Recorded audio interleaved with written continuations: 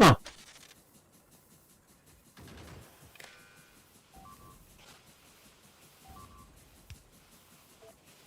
Just reading the tips and tricks. Oh my gosh. That's a big wave.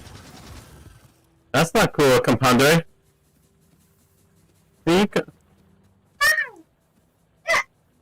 Oh, you know, I'm a silly goose. I actually loaded your save. That's funny.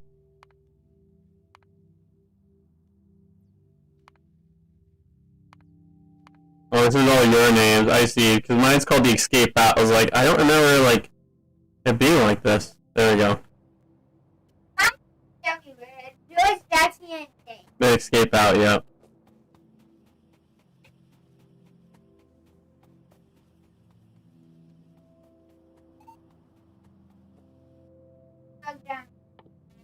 Hmm.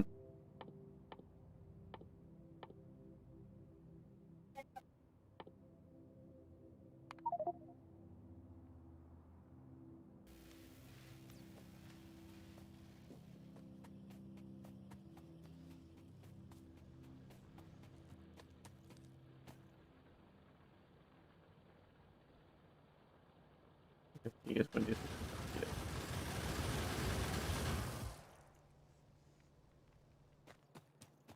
I was working on the fence. Correct. That's what I was doing.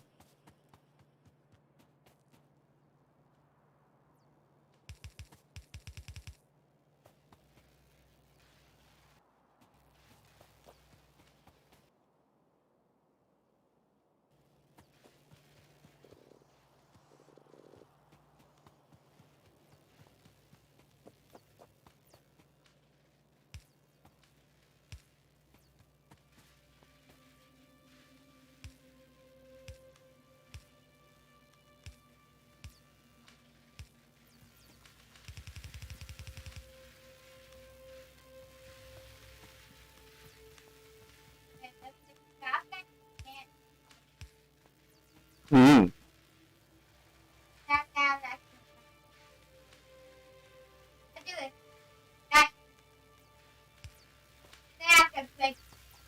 Hmm.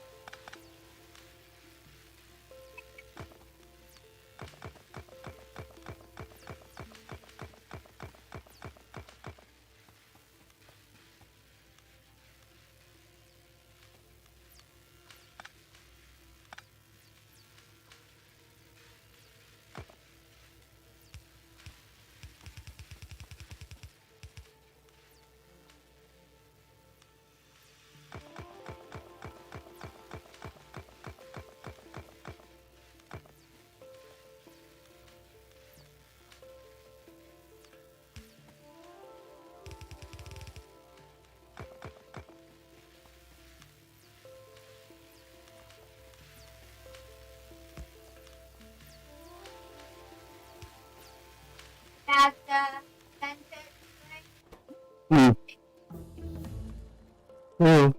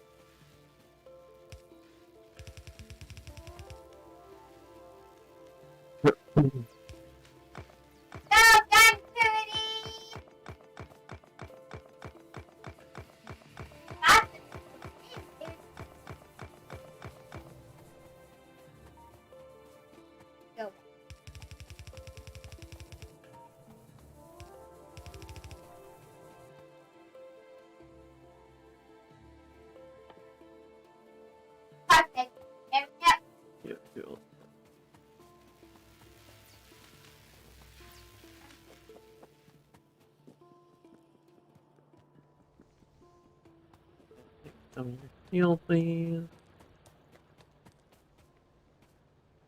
No, no, no, no, no, no, no.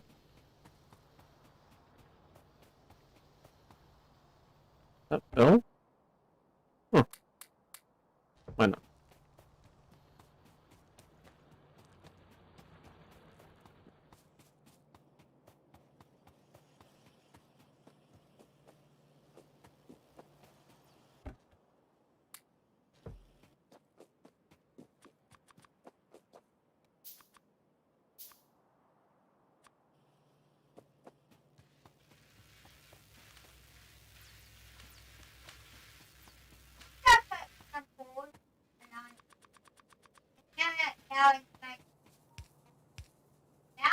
Mm-hmm.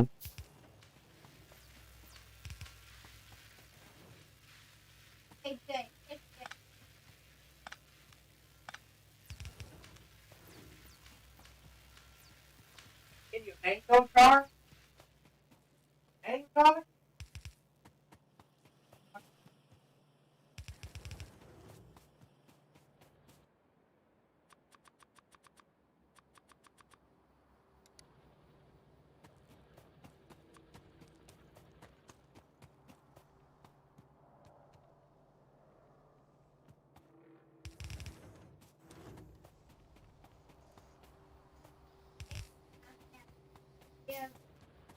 Nice.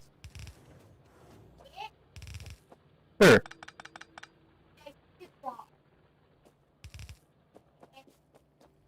Okay.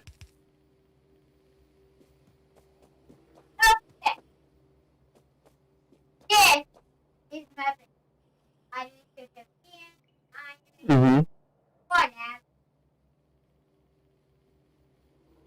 Mm-hmm. Mm-hmm. Mm.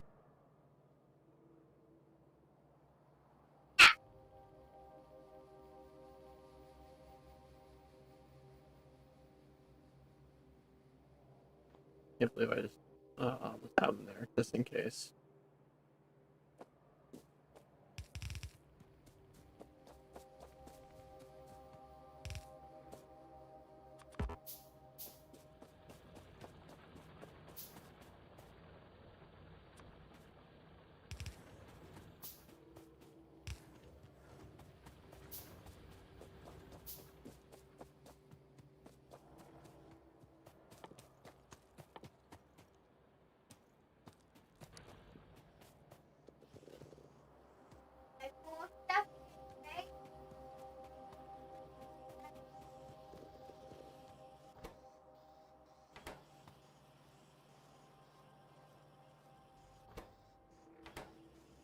Oh, I think on more power?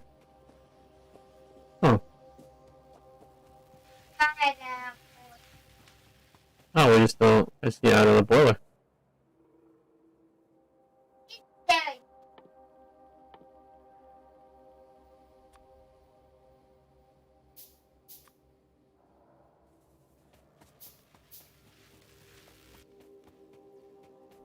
Fire.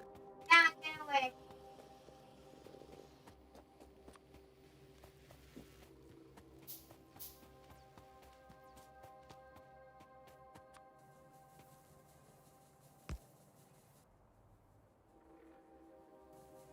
Too deep for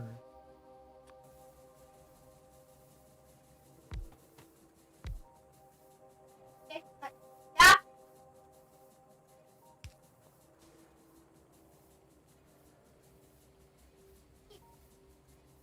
Most of my stuff that I dealt with, I didn't. I can't need that.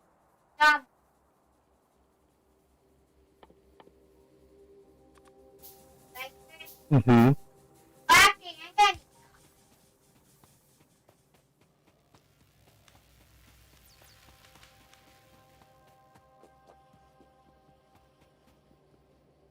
Right? Mm-hmm.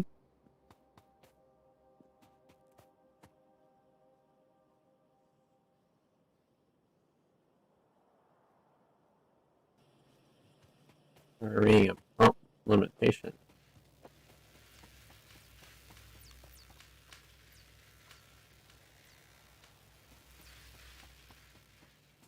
You know, I just had one table. Mm-hmm. That's a lot. Now, a loop. A loop.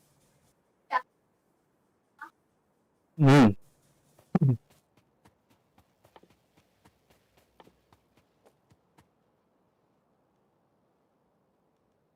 That is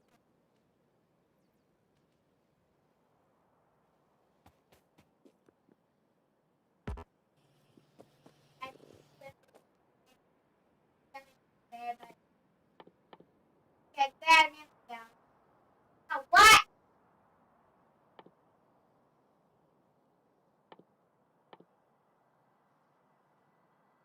Oh, missing engine. Need for an engine. I need steel. Oh!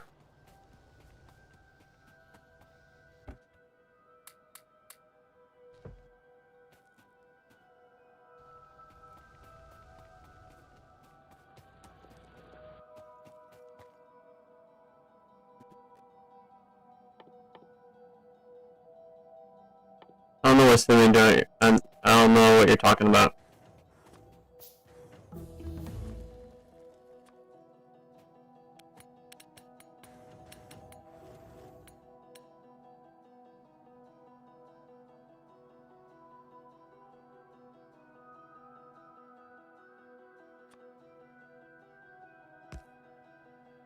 Hmm.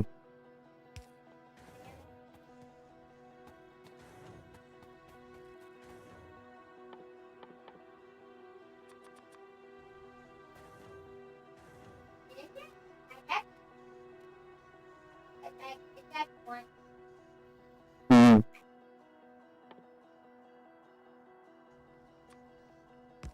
Hmm.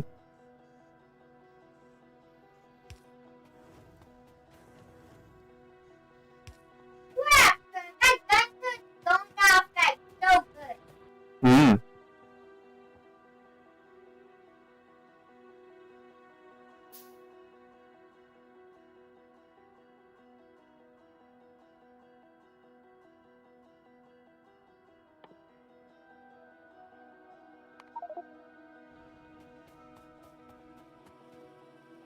Oh, what's up, True Jester?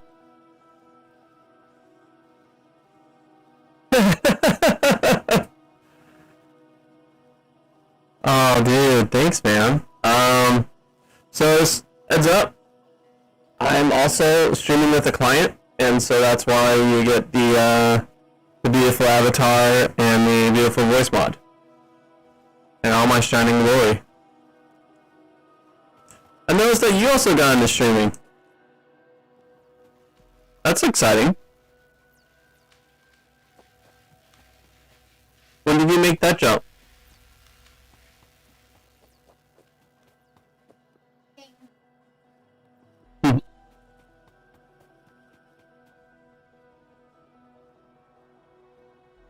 Yeah.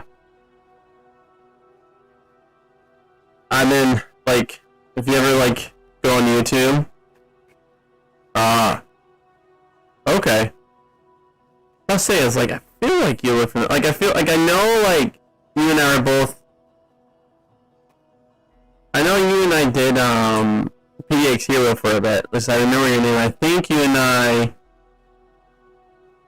and I also were part of an Overwatch team together, and you were playing, the exploding guy, which my brain is spacing. My brain is spacing, that guy's name. Junkrat. Yes. That was fun. Are you going to the Vetland? No, it's Vetland. It's a land party I'm going to this weekend. Woohoo! I'm excited. What number? Oh, I'm getting attacked. Oh, I'm getting attacked.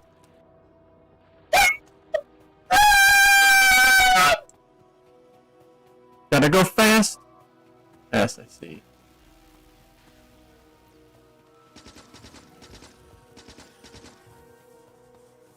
Howdy. Oh man. Alright. And that. Let me start coming now.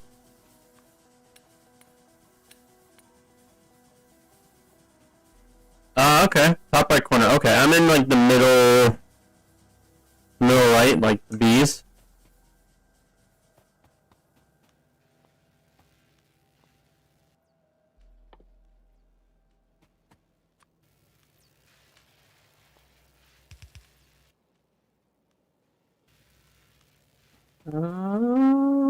Actually, I can do that.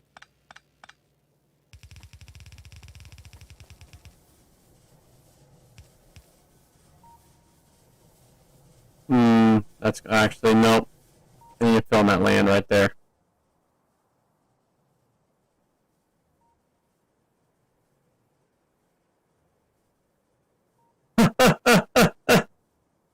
Oh no, that's cool. I hope it's not this face that you remember. The son of Gorgothor.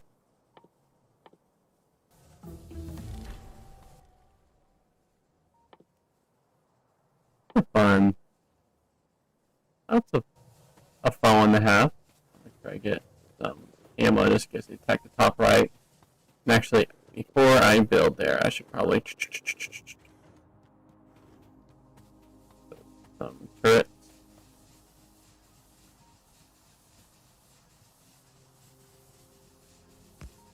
No, that's like I remember doing Overwatch with your game handle. I barely remember your face because again it was 2 years ago. Back there in PDX Hero. So yeah, so don't.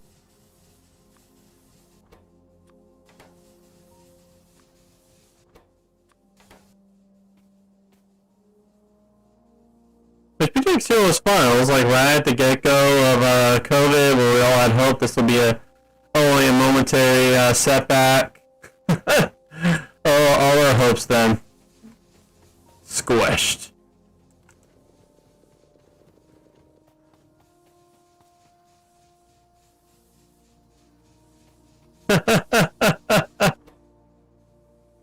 I do remember that. And then we lost.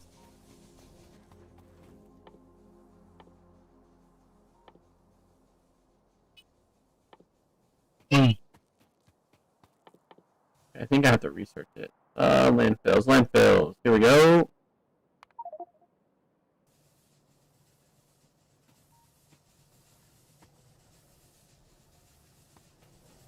And that was actually a lot of fun though.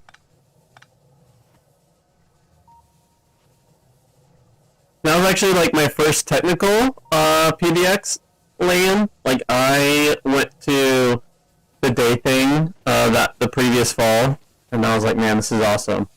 I really wanna mull in.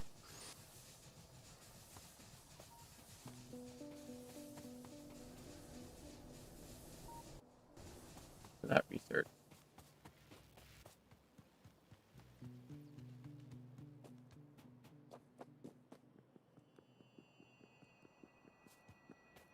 Chemical plant. Oh, heck yes! I've been like, ever since I've been, yeah, I've just been like inviting all my friends since I went to that fall. Bringing 2 other friends. Well, is there any games that you're hoping to play there?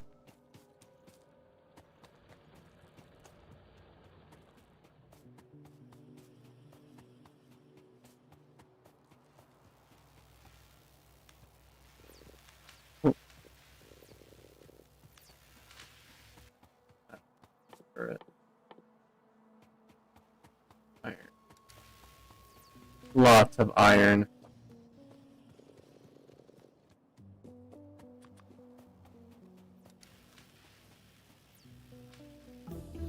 Ooh! Borderlands 3. I've been told that there's a new Tiny Tina expansion that I've been wanting to try. Gosh, I got Borderlands back when it came out. Beat it and I never like, kind of just like, I don't know why. It's like I could not replay it like I could replay Borderlands 2.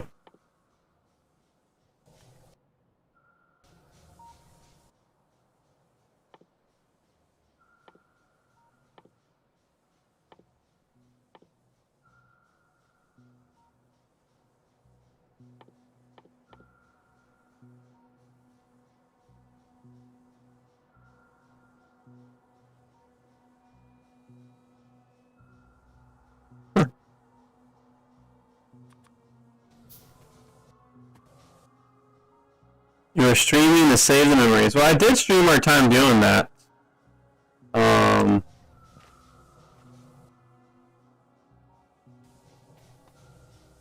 You know, gosh, that's like forever ago.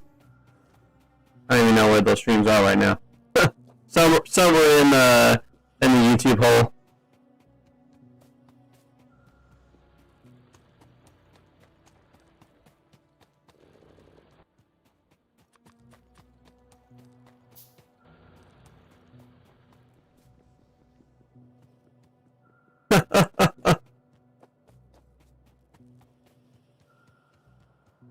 Imagine those plants that they have where it's just miles and miles of just holding data.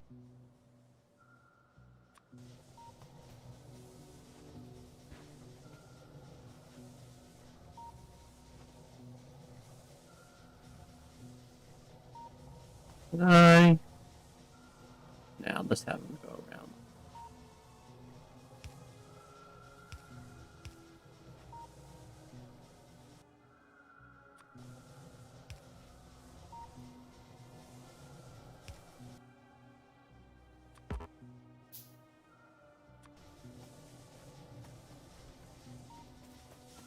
Yes, Charlie?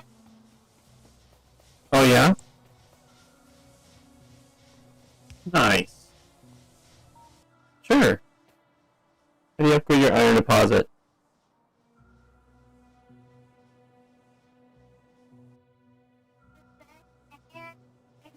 Yes, Mm-hmm. So it just goes down. Nice. but yeah, That picks it up. Nice. yeah. One hand takes to finish, and two hands take out of finish, and Hmm.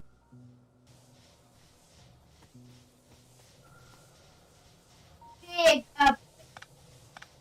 Yeah, Hmm.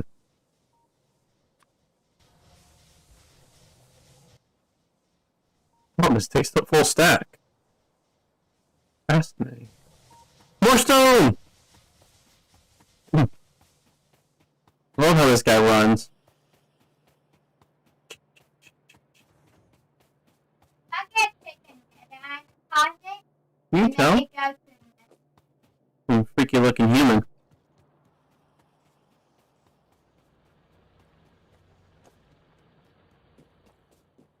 So yeah, so for me, I'm just working on Game to Space, like classic Factorio.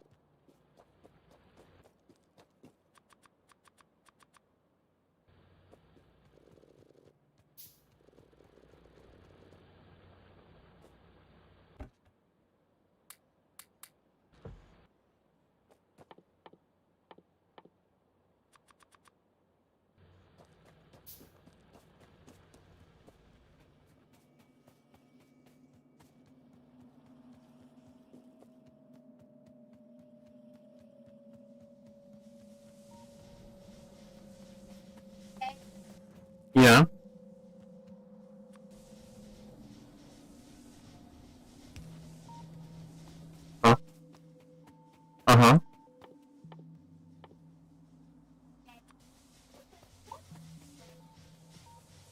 Me, guess what? Hmm. Sound type. Mm-hmm. It automatically puts the sound type. Mm. They don't, right? That is, like, super dope, Charlie.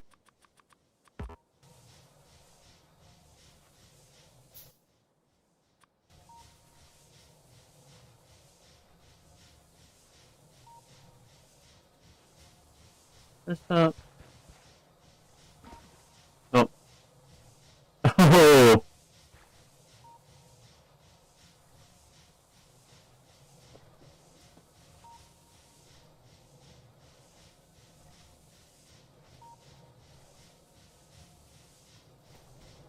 Oh, just because no, I want to look beautiful.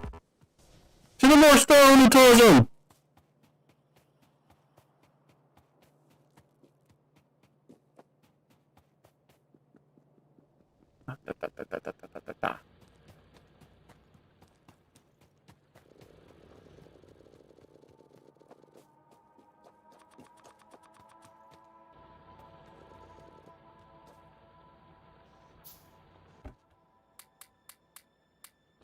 Tell me your secrets.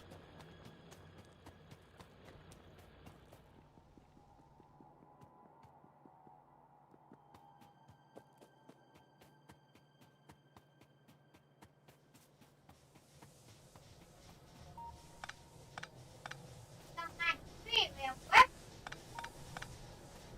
I can do sport. Sport.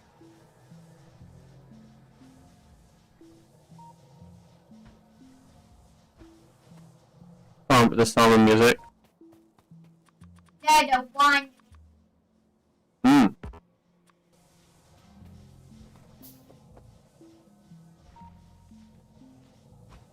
There we go. Man, you could just go through landfills like it's going out of style here.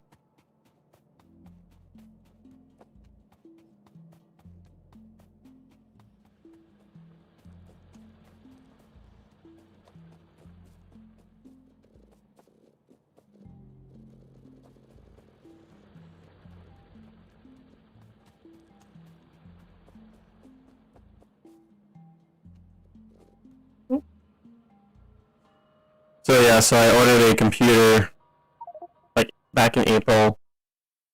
I've just been having issues with it. I'm on the tail end.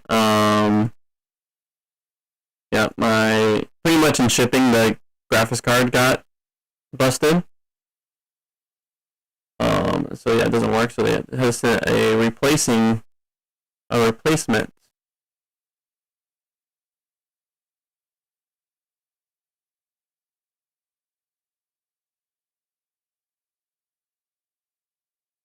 Say it again.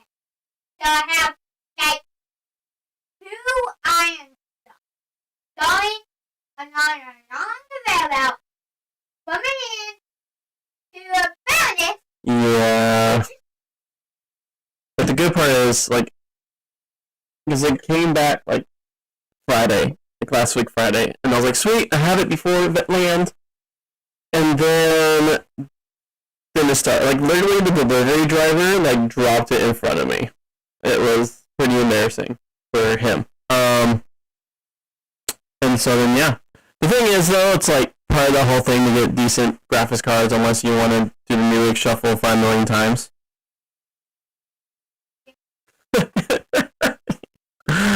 Oh man, yes, Charlie.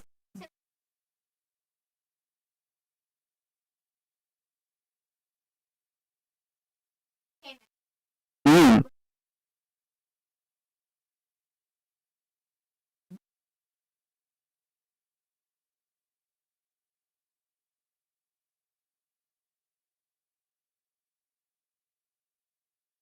But what's really cool is I went with AVO Direct, and because of all this issue, like pretty much I started from like bronze warranty, and they just kept upgrading. Like I have like the highest level warranty now, so I'm like covered for like 5 years now of all the pieces.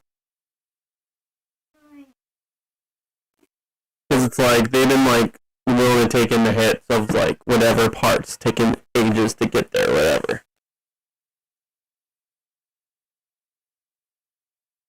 Oh. Yeah.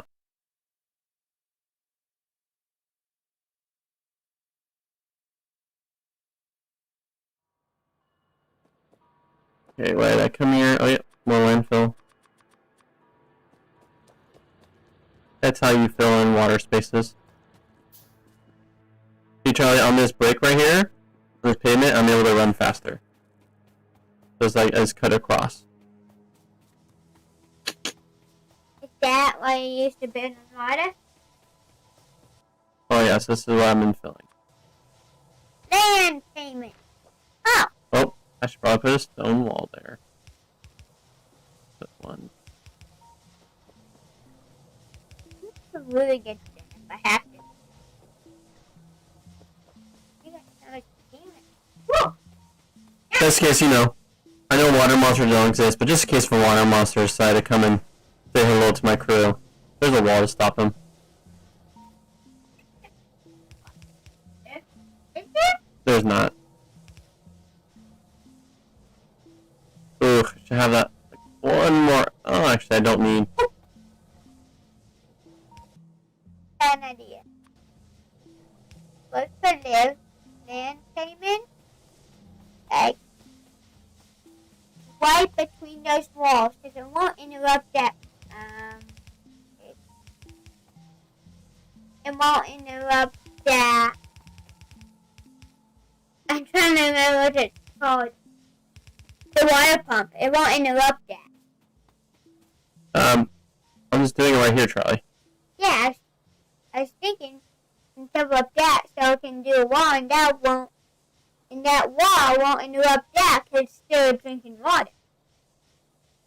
That's fine where it's at because I have a reason. I'm having this here so that whenever I need to put a turret, I can just put it right here and then have a crane just do its crane job. Oh. That'd be really nice to no?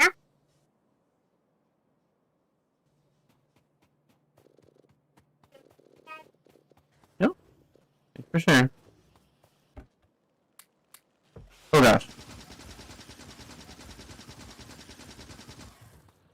Just be invading from that corner?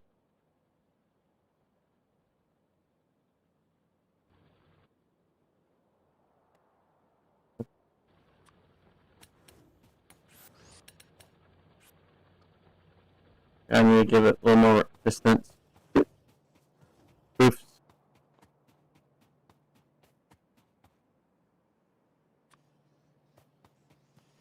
Right now, just guess they decide to raid again, and then I can work on the walls while they protect some cities.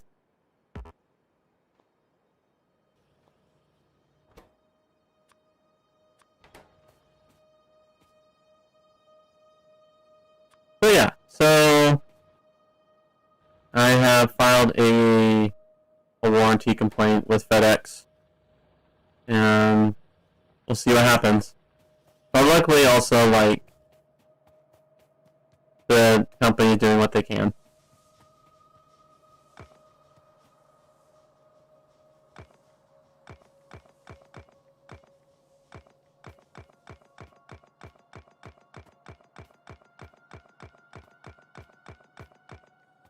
I have enough wall where I can, so things are not vulnerable.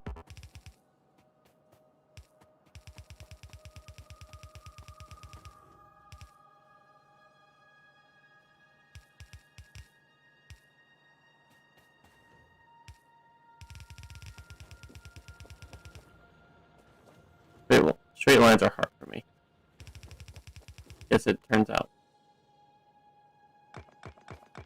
And the rest are good. It's right there. Needs a touch. A touch up. Boost.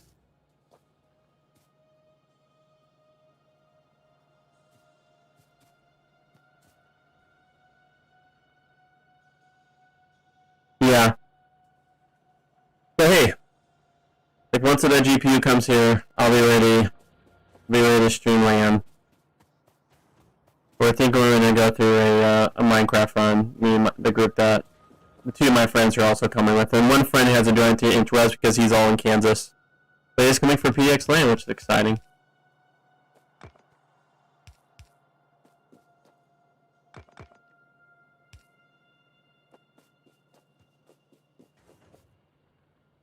Yeah.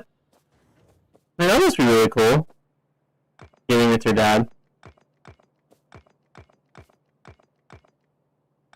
And recording and sharing with the interwebs.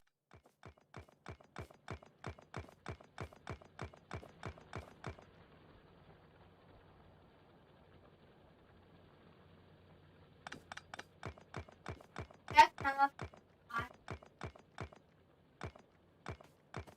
It's like starting to really hit that rain season. Oh man, that was really cool.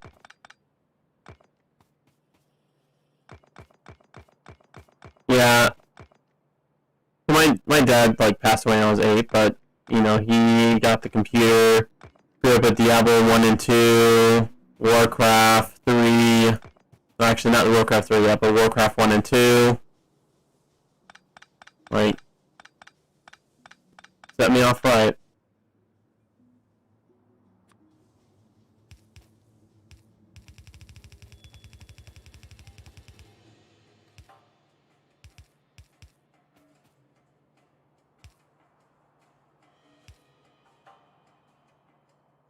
Yeah. It's, you know, reaching October, and that's when, October 1st is when he passed away, so when you really start getting a little somber in your steps. But, thanks for this, yeah. Thanks, friend.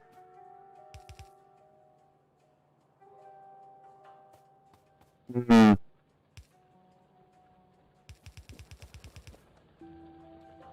Ah.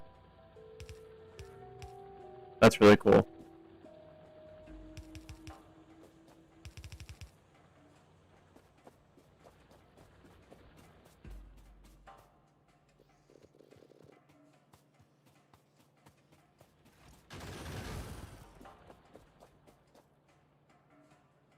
And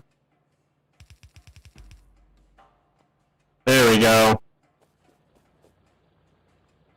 May there be an overflow of bullets. Alright. See you and come back, Jester.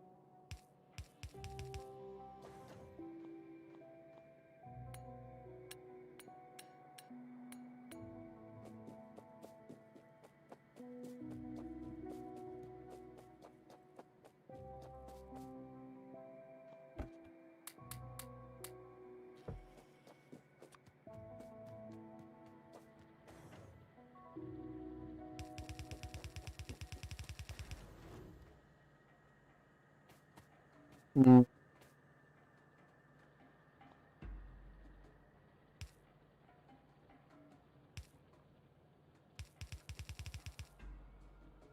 Oh, there's a clip there. Nice.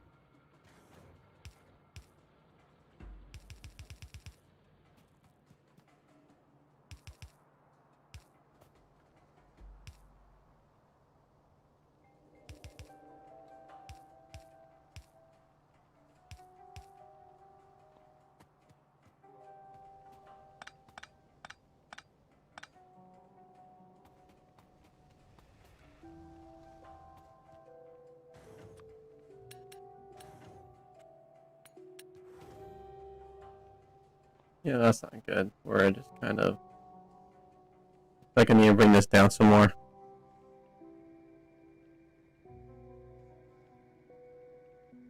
try my friend in 18 minutes. We gotta take a break, okay?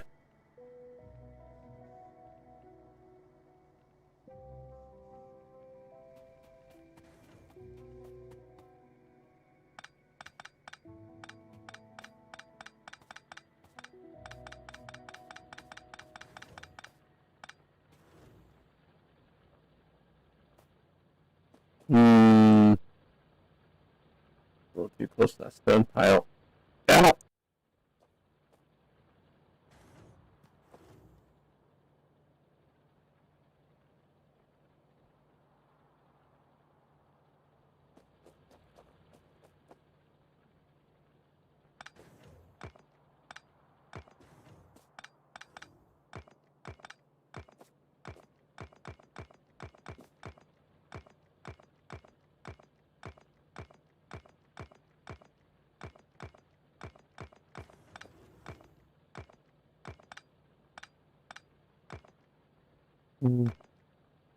It's raining outside. Such a calming effect it brings. It's dark now. The Yes, so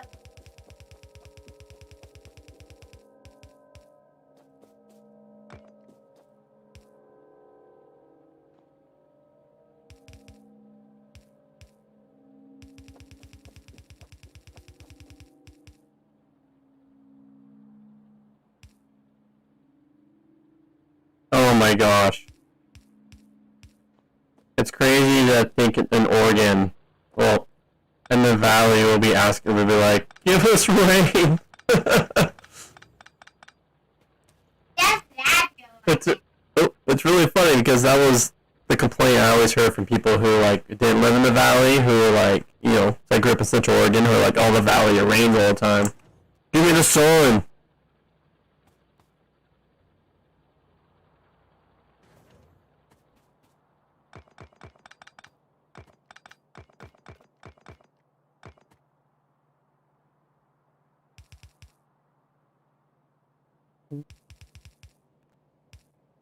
Ignore the cliff.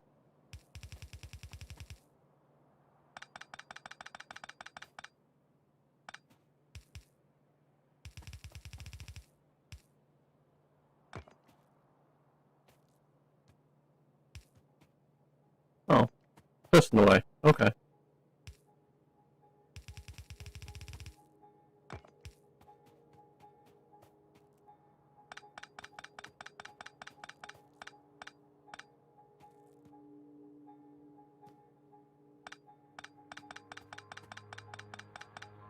And I guess it was getting really bad in Central Oregon, especially when they desperately needed it, the farmers.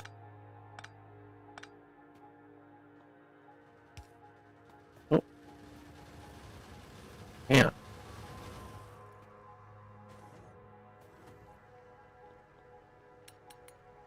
You are really hammering it in.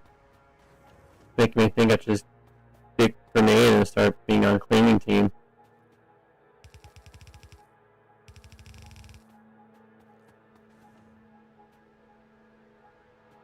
Yeah, actually, I think I should square this off. That's what I'm gonna do.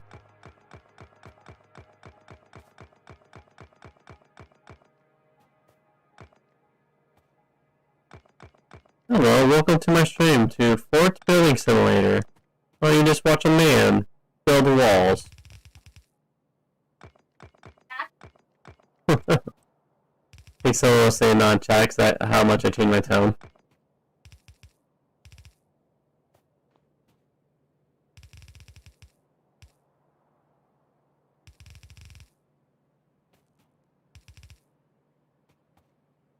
Oh, yeah.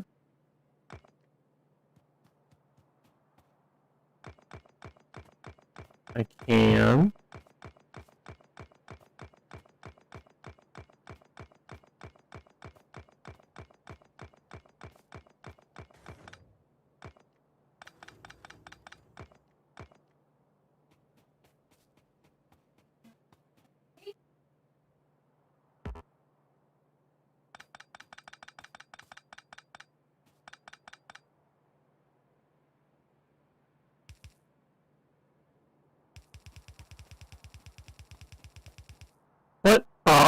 I thought I added one extra space.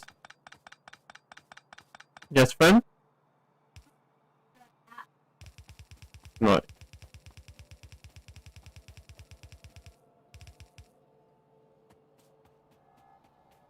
You know, it's funny. I got into this game because my friend Justin, and Justin got into this game because of the vet land from 2 years ago.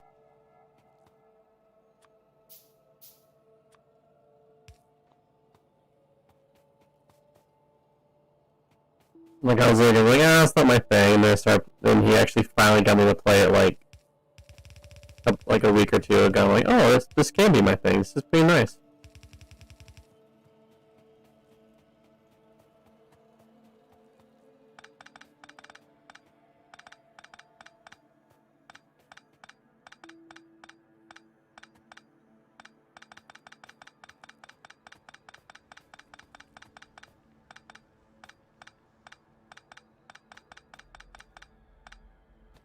Hmm.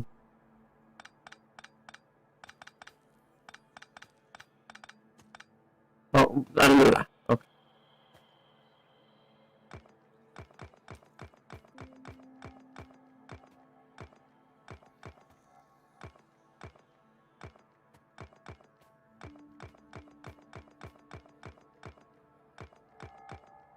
Right here would be good.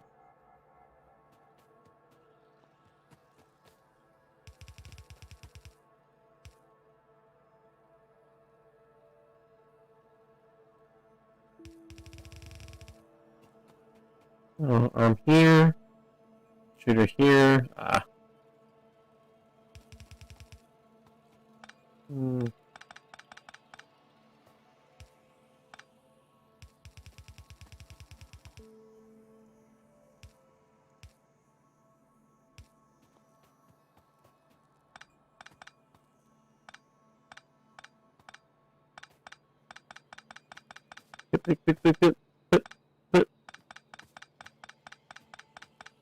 There we go.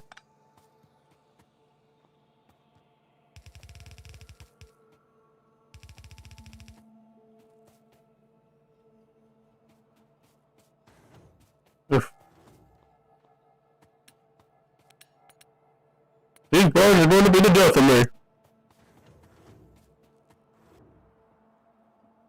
Um,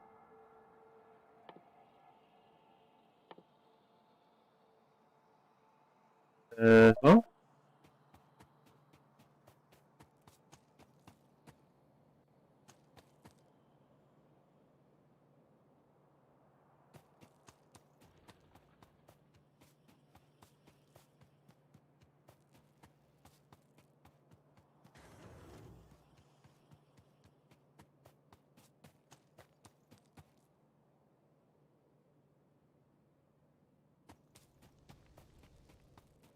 Gosh darn it. Way too close to the copper.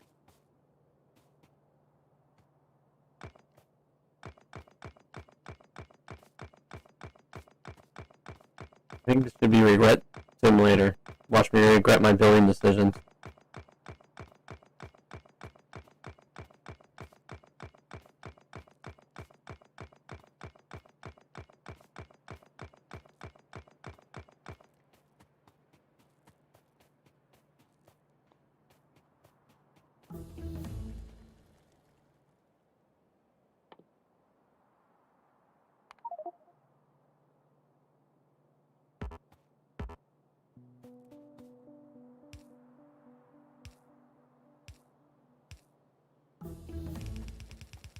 There we go. Far away enough from the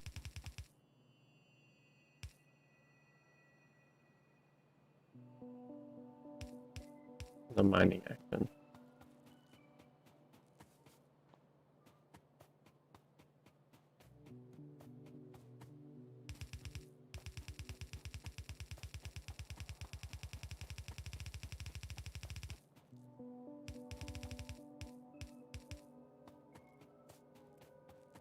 Yep.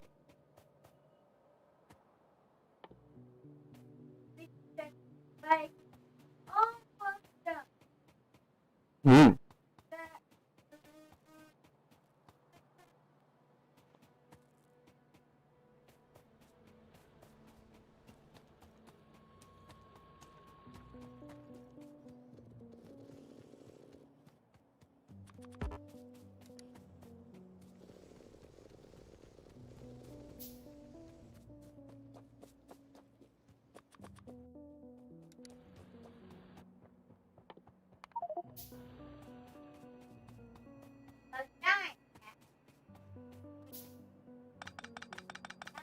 Hmm.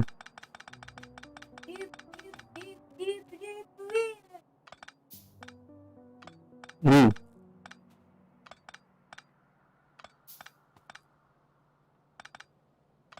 Like there's like time of the essence whenever any place turret. It could come show up any moment.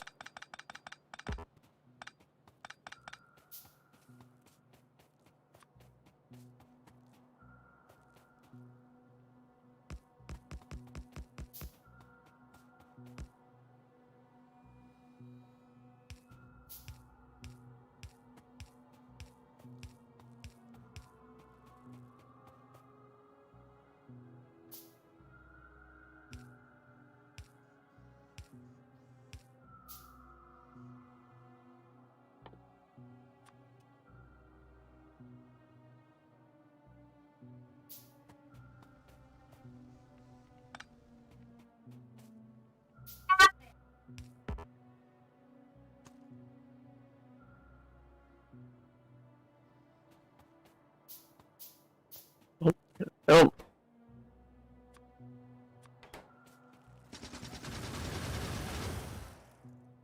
Hmm. Going in for more of that corner now. Good thing I have more turret.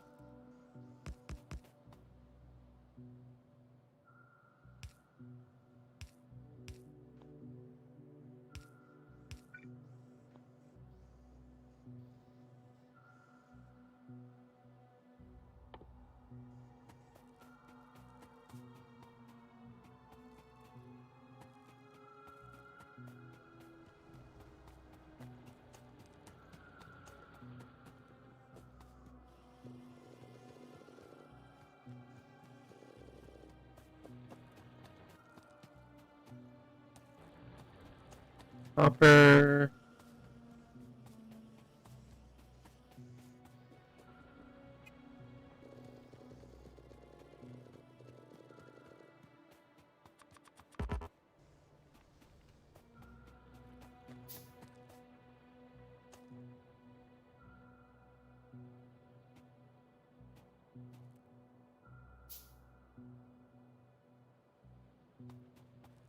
I feel like I should just create a factory, create gun turrets at this point. That A ton of whatever that is.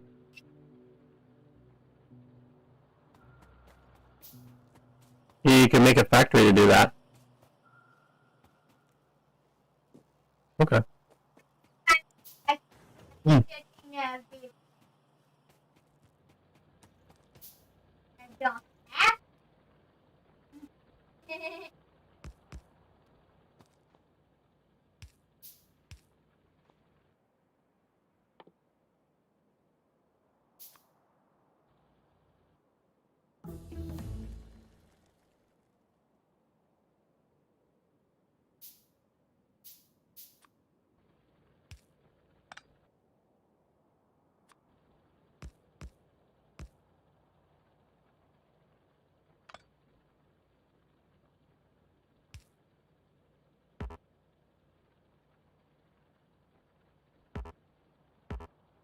Oh, can't reach like I physically, my character can't reach it. What are you trying to tell me? There we go. Fill dreams right there.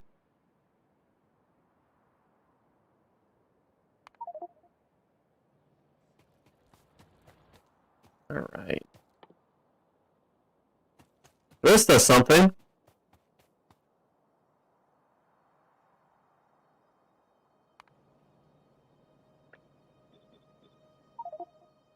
Make sure I read this.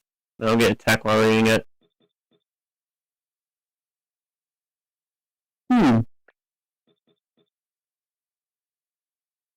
That's cool.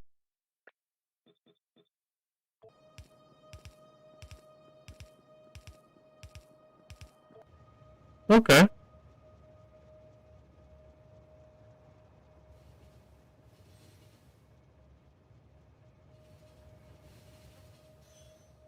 Oh, nice. Good. No, I'm talking about this tutorial saying.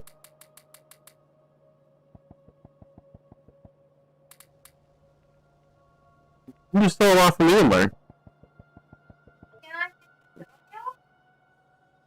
Oh no, they're just giving me things I just never read. Actually, I think I want to look up.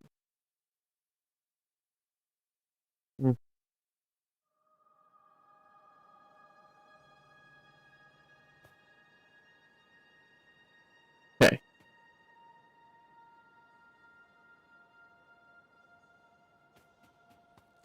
Right. I need pipe and iron.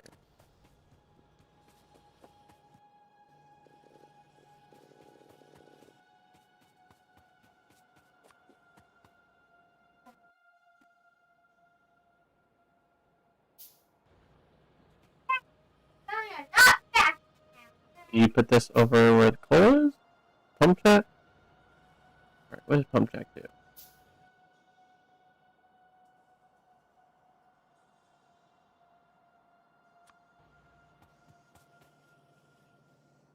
Yeah, put this forever?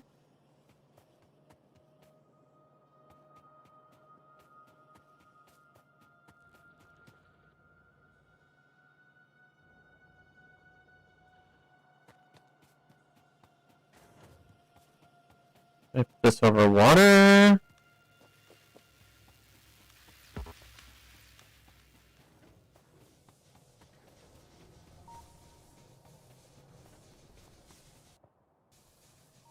Alright, tutorial, help me. Pause while I read. That's it, huh? That's all you're gonna tell me?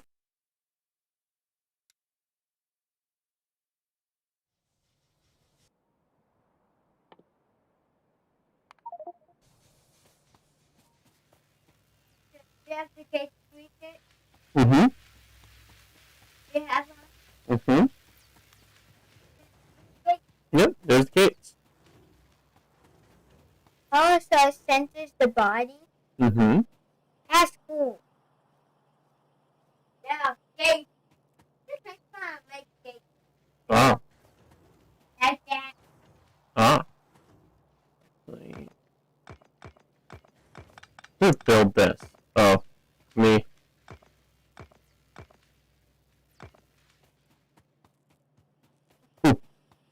Makes man. Forward coming.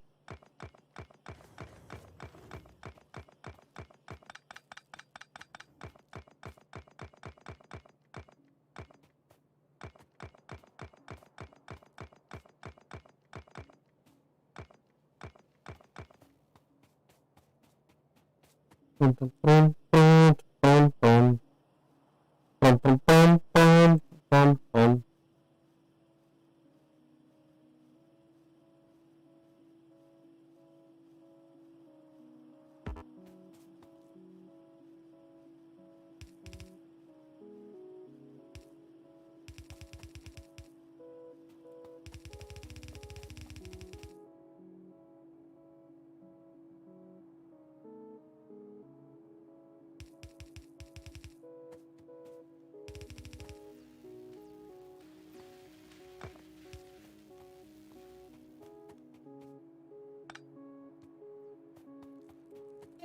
That faster turn. Nice.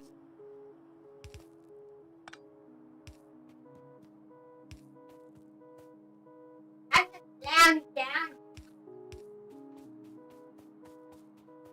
Take a chill. But it Take- does. Alright, time for some. Alright, you too, my friend. You too, my. Oh, looking forward. Looking forward to it. Also, yeah, whatever the future holds. Thanks for hopping in.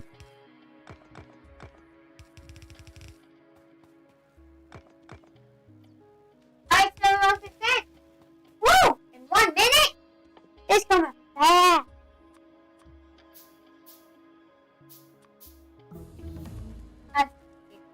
Okay. Well, this is happening. Mm.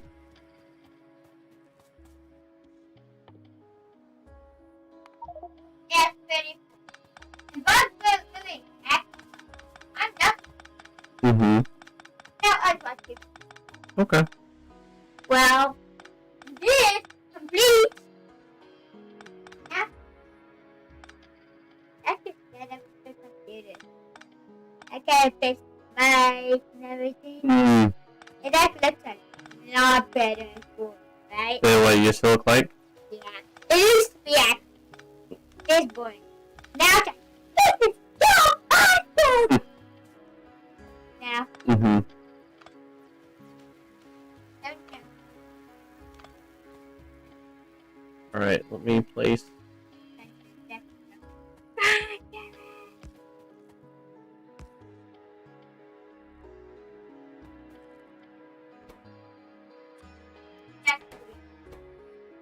It looks real.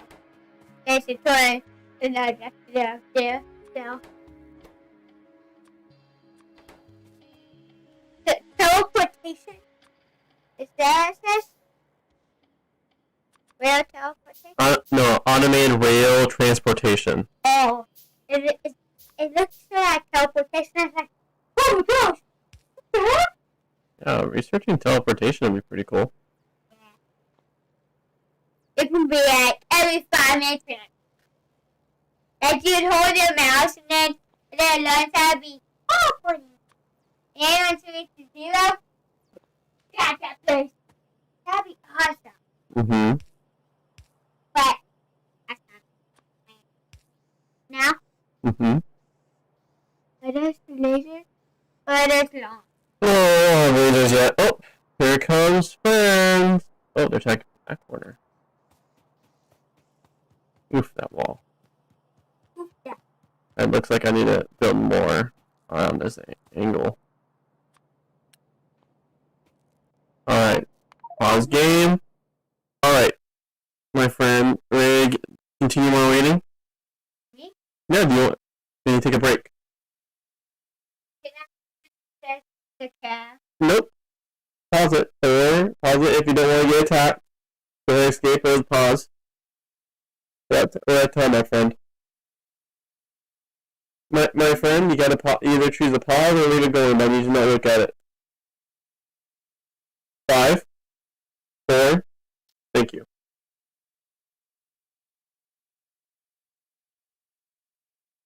Audio!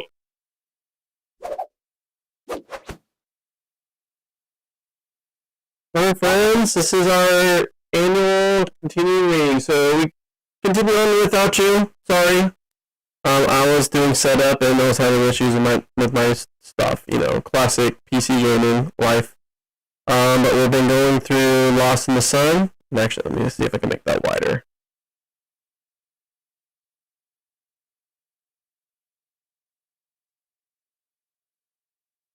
There we go. That's a lot better. So we're going through Lost in the Sun by Lisa Giraffe. Lisa Graff. This has been really, actually, a really good book for special, like, you know, kind of experience a tragedy and kind of going through those. Just a child going through, gosh. Like, yeah, he's like going through all the teenager like feelings, but then also having tragedy and how that tragedy is like shaping into every moment. Been quite an enjoying reading. So yes, so Lost in the Sun, written by Lisa Graff and published by the Phil Books, and then put a Penguin Group.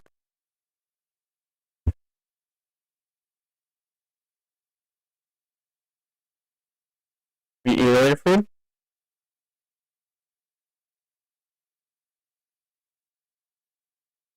Mm-hmm. Oops. The cord decided to. I think I might do better. Oh, oh, okay, there we go. That's better. Okay, Lost in the Sun by Lisa Graff.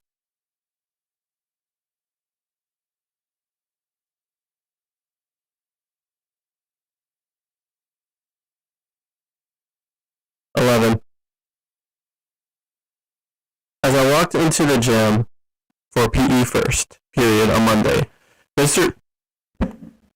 Gorman was staying in the doorway as always, holding his clipboard. Am I going to light the kid on me today? He greeted me. Your guess is as good as mine, I told him. I couldn't play tennis since I pulled a muscle in my neck from all the roller coaster on Saturday. That's what I told Mr. Gorman. Anyways, I figured I better save my strength for an intramural that afternoon. I wasn't really in the mood for drawing thoughts, so while everyone else pretended to have a great time whacking tennis balls with rackets, I sat outside in the dirt by the tennis court and read Mom's latest Sports Illustrated that I snagged from home. I wondered who the intramural coach would be. If it was a teacher I already knew, anyone had to be better at leading a team than Noah's uncle. All he did was look up from his clipboard and say, "Great, keep hitting the ball." Like, if he didn't say that, maybe they'll start swallowing it instead. Oh, sorry, I got thirsty there for a second. Where did the school find these people? Mr. Gorman didn't particularly seem to like the kid he met that day, but I didn't bother to ask. During social studies, the wrinkled old crone handed me a stack of worksheets, and I asked if I would hand them out for her. I could tell just by the look in her eyes that she expected me to say no, or worse, maybe she wanted me to say no, or worse. Because I hadn't had attention since the very first day of school, and she probably just itching to see me suffer. But I didn't tell her where she could stuff her stupid worksheets, particularly because that was probably exactly what she wanted me to do. And particularly because I had intramural baseball after school, so I didn't need her dumb attention anyway. Sure, Mrs. Anderson, I said smiling, it really freaked her out. You could tell, I'd love to. So anyways, the day was going pretty well, and then it was time for lunch. Push that back. And then it was time for lunch. All the outside lunch tables were taken by the time Fallon and I got there, totally filled. The one we usually sat at. The one had people at it too. 3 people. Jeremiah and Stig, and Noah Gorman, to be exact. I grabbed Fallon's elbow so hard, she almost dropped her tray. Come on, I said, let's eat somewhere else. Noah had already spotted us. I saw him look at us, just 10 feet away, and shoot his eyes down to the table. Jeremiah's back was to us, and I didn't think Stig had us yet either. There's nowhere else to eat, Fallon said. Let's just sit down. She yanked her elbow free. It's a big table. What was I supposed to do? Just let her go? Of course not. Those guys would eat her alive if she didn't have me with her.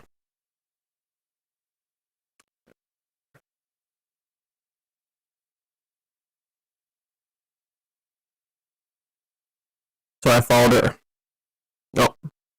What was I supposed to do? Just let her go, of course not. Those guys would eat her alive if she didn't have me with her.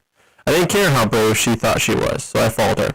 There may have only been 3 of those guys, but they were spread all the way around the table, taking up the whole thing, like they thought they added up to 12 people. Maybe they did think that. For all I know, they were morons. Hey, Fallon, said the Jeremiah and the other guys. Pretty nicely, too, if you ask me. Would you mind scooching over, please? Thanks. Then I turned around to see who was talking to him. When he saw us Fallon with me behind him, he rolled his eyes. Get lost, he told us. No, Fallon said carefully. She blew a lock of hair out of her eyes. I don't think we will. All I wanted to do was stare at the lumpy mashed potatoes on my tray. I could feel the heat in my chest starting up. I didn't stare at my potatoes. I kept my eyes focused on Fallon. I whispered, we should go. Fallon told me, scooch over, she told Jeremiah again. By this time, honestly, Stig had noticed us. And Noah... What's up, Joe Tricks? By this time, obviously, Stig had noticed us, and Noah couldn't.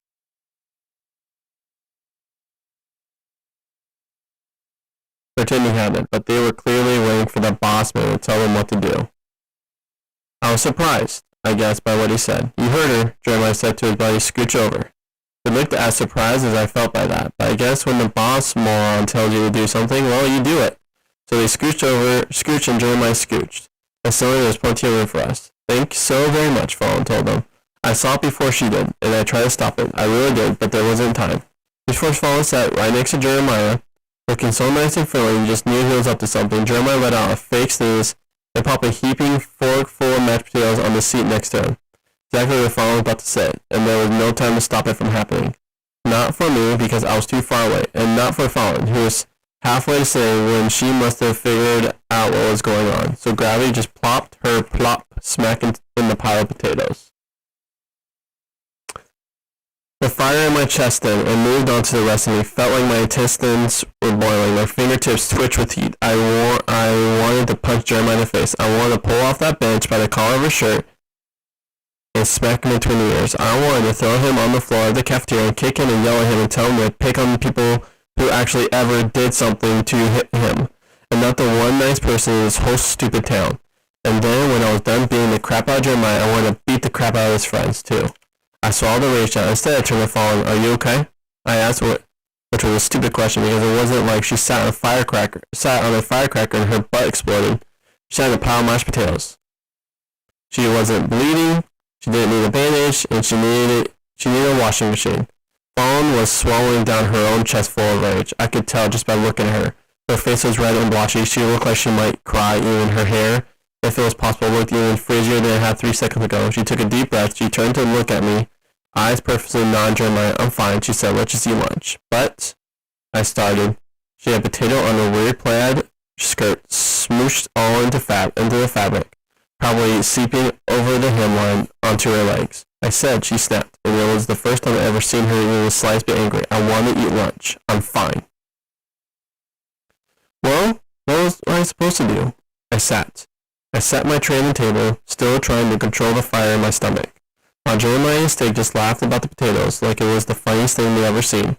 Noah pretended he was super interested in something at the bottom of his backpack, and definitely did not look at me. Fallon worked on yanking her plastic utensils out of their package. Sporks, knife, individual salt and pepper. She pulled each piece out calmly, slowly, like there wasn't a wad of potatoes mucking up her skirt. But her face was still red, her scar was purple, and her hands were shaking just a little. I tried to ignore the bowling rage on my inside. I tried so hard because obviously Fallon didn't want me to do anything, and she was the one with mashed potatoes on her. That's what I knew I should do. Nothing. I curled my hands into a tight fist. Where do you even get that stupid skirt? Jeremiah said to Fallon. She slowly opened her container of chocolate milk. You know it looks dumb, right? It's a shame you think that, Fallon told him. I had to admit, her skirt was particularly weird today, like something you would have to wear at a private school, only it didn't exactly fit her very well. The waist was rolled over at the top, and she was wearing a piece of rope as a belt. I think it would look really nice on you. She took a swig of milk. It would show off your legs.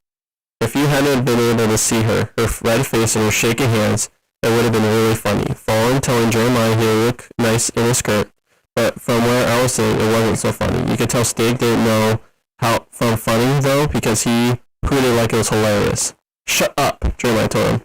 Noah was still searching his size pocket for who knows what. If you want, Fallon said, sticking her spork into her mashed potatoes, you could come over sometime. My mom has some blossoms that would really bring out your eyes. You're so lame, Jeremiah shot back, which was pretty much the lamest comeback on earth. But when you're a boy like Jeremiah with lackeys who do whatever you ask them to, I guess you didn't have to be witty with the comebacks. Anyway, I could already tell this wasn't going anywhere good. We should go, I whispered to Fallon. Not really hungry anyways, but she shook her head and dug into her potatoes, glaring at Jeremiah the whole time. So, it wasn't like I was going to leave her there or anything. You're ugly. That's what Jeremiah said to Fallon next. Fallon took another bite of potatoes. Oh, shucks, she said, batting her eyelashes. I didn't know we were writing each other love poems yet. It seems like that shouldn't be till the 5th date or at least. I couldn't take any more. My toes were tingling now. I had to do something. While Jeremiah stared at Fallon, confused, I decided what I needed to do.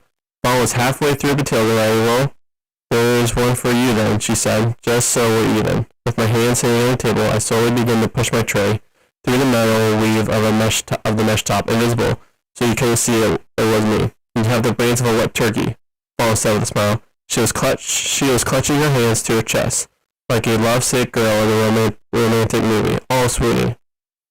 I inched the tray closer to Jeremiah's laps. Closer. Mashed potatoes. With gravy. Open container of milk. Globs of meatloaf. Closer and closer I pushed tray. The key was doing so slowly that Jeremiah wouldn't notice it moving. And the wit of a dead sloth, Fallon said. Closer and closer. Whatever. Jeremiah shot back, which was a terrible comeback again. But I bet he was so busy thinking up that he still hadn't looked at the table. He still hadn't noticed the tray. I'll write it down for you, Fallon said with a smile, in case you forget it. You can hang it in your locker. And then, just as the tray was 2 inches from perfect toppling territory, Fawn, without even looking my way, picked up her spork and smashed it handle first into my arm and through the table. Ow, I shouted. I pulled my arm from under the table. The tray remained untoppled. What was that for? I hissed at Fawn. She snatched her lunch tray off the table. Let's go, she told me. But, I said, my eyes darting back to my own tray. I had him. I totally had him. And Fawn stopped me. Jeremiah, Stig, and Noah just kept looking at us, one to the other, clearly confused. Heck, I was confused. I said, Fawn told me, standing up, let's go. So what could I do? I faltered. You two are both turd faces, Jeremiah shouted at our backs as we left the cafeteria, only he didn't say turd faces. I could feel everyone's eyes boring into me. Where are you going? I called her Fawn as we entered the hallway. We were both still holding our lunch trays, and she was walking so fast I was practically running to keep up. Why did you stop me back there? I was totally about to mess with them. Suddenly Fawn spun around and faced me, only I hadn't known she was going to spin around, so I nearly carried right into her. My mouth sloshed out of his garden. I didn't ask you to do that, she told me. But I did anyways, I said. What's the big deal? I was fine, she said. I just thought he could use a lap full of lunch food, I said. I was confused. Why was Fawn so mad? All I was trying to do was stand up for her. I was trying to be a friend. So what would happen then, huh? She asked me. Her face was redder than it had been before. It was like I made her more upset than Jeremiah had, and that didn't make any sense. He'd still be a jerk. He'd just be a jerk covered in milk. That's kind of the point, I said. Fawn didn't say anything, only stood there, in the hallway, looking around her like she didn't know where to go. You're covered in mashed potatoes, I reminded her, and it wasn't usually the sort of thing you need to remind someone. But she seemed to have forgotten. You should go to the bathroom and try to clean it off. I'll wait for you. She was still just standing there, clutching her lunch tray. It was weird. I didn't like it. Then we can go to the library and look stuff up on the internet or something. She shook her head. I can't, she said. Her voice was small. It sounded weird coming out of her mouth. Fawn was not, I realized, a quiet girl. Okay, I said slowly. I didn't really know why a person wouldn't be able to go to the library, but I wasn't exactly going to argue about that right now. We can go somewhere else. We'll find another lunch table. Or go to the blacktop. Fawn shook her head again. No, she said, quiet but insistent. No, that. I can't go. She darted her eyes away from me. I don't like to go into the bathroom at lunch. There's always girls in there, the same group of girls, doing their makeup and stuff. She didn't even tell me anymore. Okay, I said. I wanted to put a hand on her shoulder, or something to calm her down. But I sure if that was the right thing to do. How was I supposed to know what to do? Well, but you can't walk around with mashed potatoes all over you. Why don't you wait here and I'll get paper towels from the boys' room. I'll be right back. No, it's okay, Fawn said. She stopped shaking. I know where we should go. That's how we ended up outside Mrs. Emerson's room, which is pretty much the last place I wanted to be. Why here, I asked. I already had to see Mrs. Emerson a million times a day. I definitely didn't want to make it a million and one. She has a sink, Fawn said, taking a peek through the window of the door, still clutching her lunch tray. And I know she'll let me use it. I have her for socialize, and she's nice. That was when I started to think that somehow the mashed potatoes had made Fawn go insane. Could mashed potatoes make you go insane? Good. She's there, Fawn said. Come on, let's go in. Wait, no, I said, tugging on her arm, so she stopped trying to open the door. Miss Evans is awful. There must be another teacher you can go to. She's not awful, Fawn told me. I like her. She hates me, I said. So, use the outside then. I'm going in. And just like that, she left me staying in the hallway. I guess I could have left, gone to the library by myself, or gone back to the cafeteria, or even worked on my book of thoughts inside the boys' room, if I wanted to, but I hadn't told Fawn I was going to leave. And what if when she came out, she wondered where I'd gone? I waited. It took 15 minutes, or longer, I wasn't sure. I didn't have a watch. Anyway, I stood there in the hallway, holding my stupid lunch tray, not doing anything. Didn't even finish my lunch. I wasn't hungry. Every once in a while, I'll peek through the window. Miss Emerson was something falling at the sink, handing her paper towel. She didn't look like a wrinkled little crow when she was talking to Fawn, but I knew better. Anyway, I felt pretty weird staring at the two of them through the window, so mostly I stared at my feet. Whenever someone walked by and looked at me funny, I acted like I was opening the nearest locker. When Fawn came out, she said, "You're still here?" And she seemed happy about that. She smiled at me. Her face wasn't red anymore. I smiled back. "Still here," I said. So she looked around. "Where should we go? The library?" I said. "Sure." I tossed my lunch tray in the garbage can in the corner, and we took off down the hall. By the way, I said, I figured it out. Figured out what? Figured what out? how you got your scar, fall and tilt her head to the side, watching me. When you were born, I told her you had a Siamese twin, joined at the nose. And when they separated you in the hospital, you were left with a giant scar. Fall smell grew even wider. I like that one, she told me. The rest of the lunch wasn't too bad after that. When the final bell rang, it was time. I made my way through the gym. Oof, need a drink of water.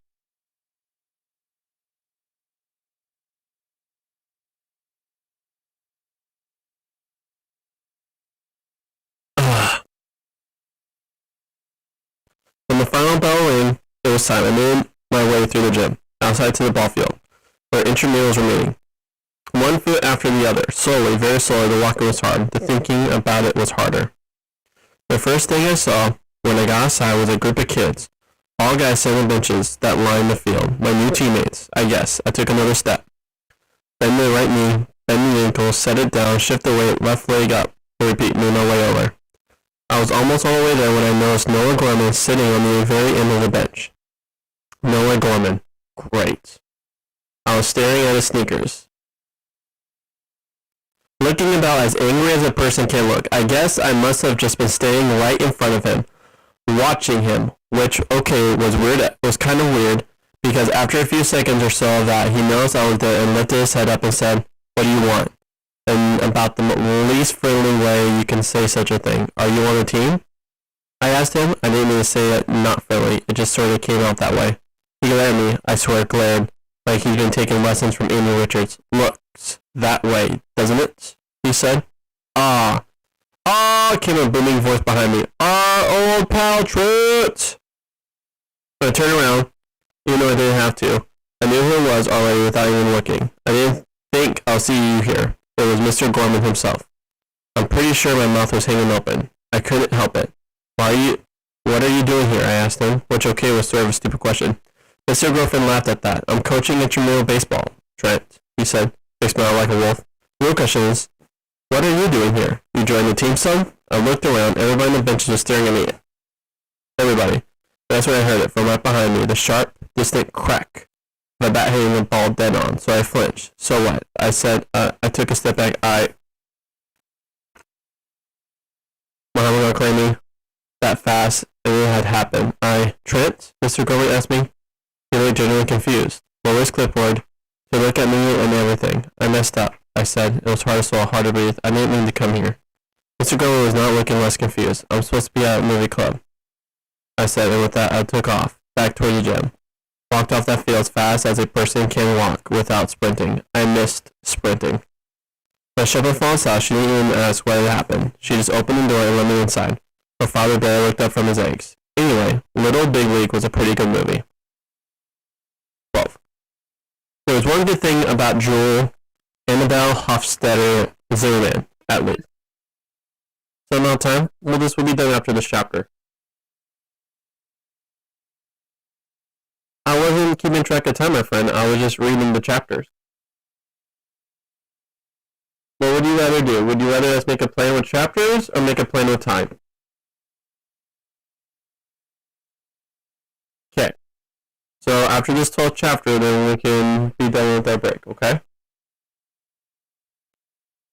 There was one good thing about Jewel Annabelle Hofstetter Zimmerman, at least. Apparently just her being born made Dad and Carrie so tired they couldn't even contemplate doing anything else, including spending time with the 3 children Dad already had. So for almost a whole month, I didn't have to think of a single excuse for missing out on dinner at St. Albans, or weekends at Dad's either. Doug and Aaron got out of it too, without even trying. I didn't hear anyone complain. I guess I technically didn't have to go to the movie club all that time, but I went anyway. I figured Fallon would be upset if I didn't go. After a while, we got sick of baseball movies, which I didn't know was possible, but I guess it was. So even though there were lots more baseball movies left in the world, we moved on to other types.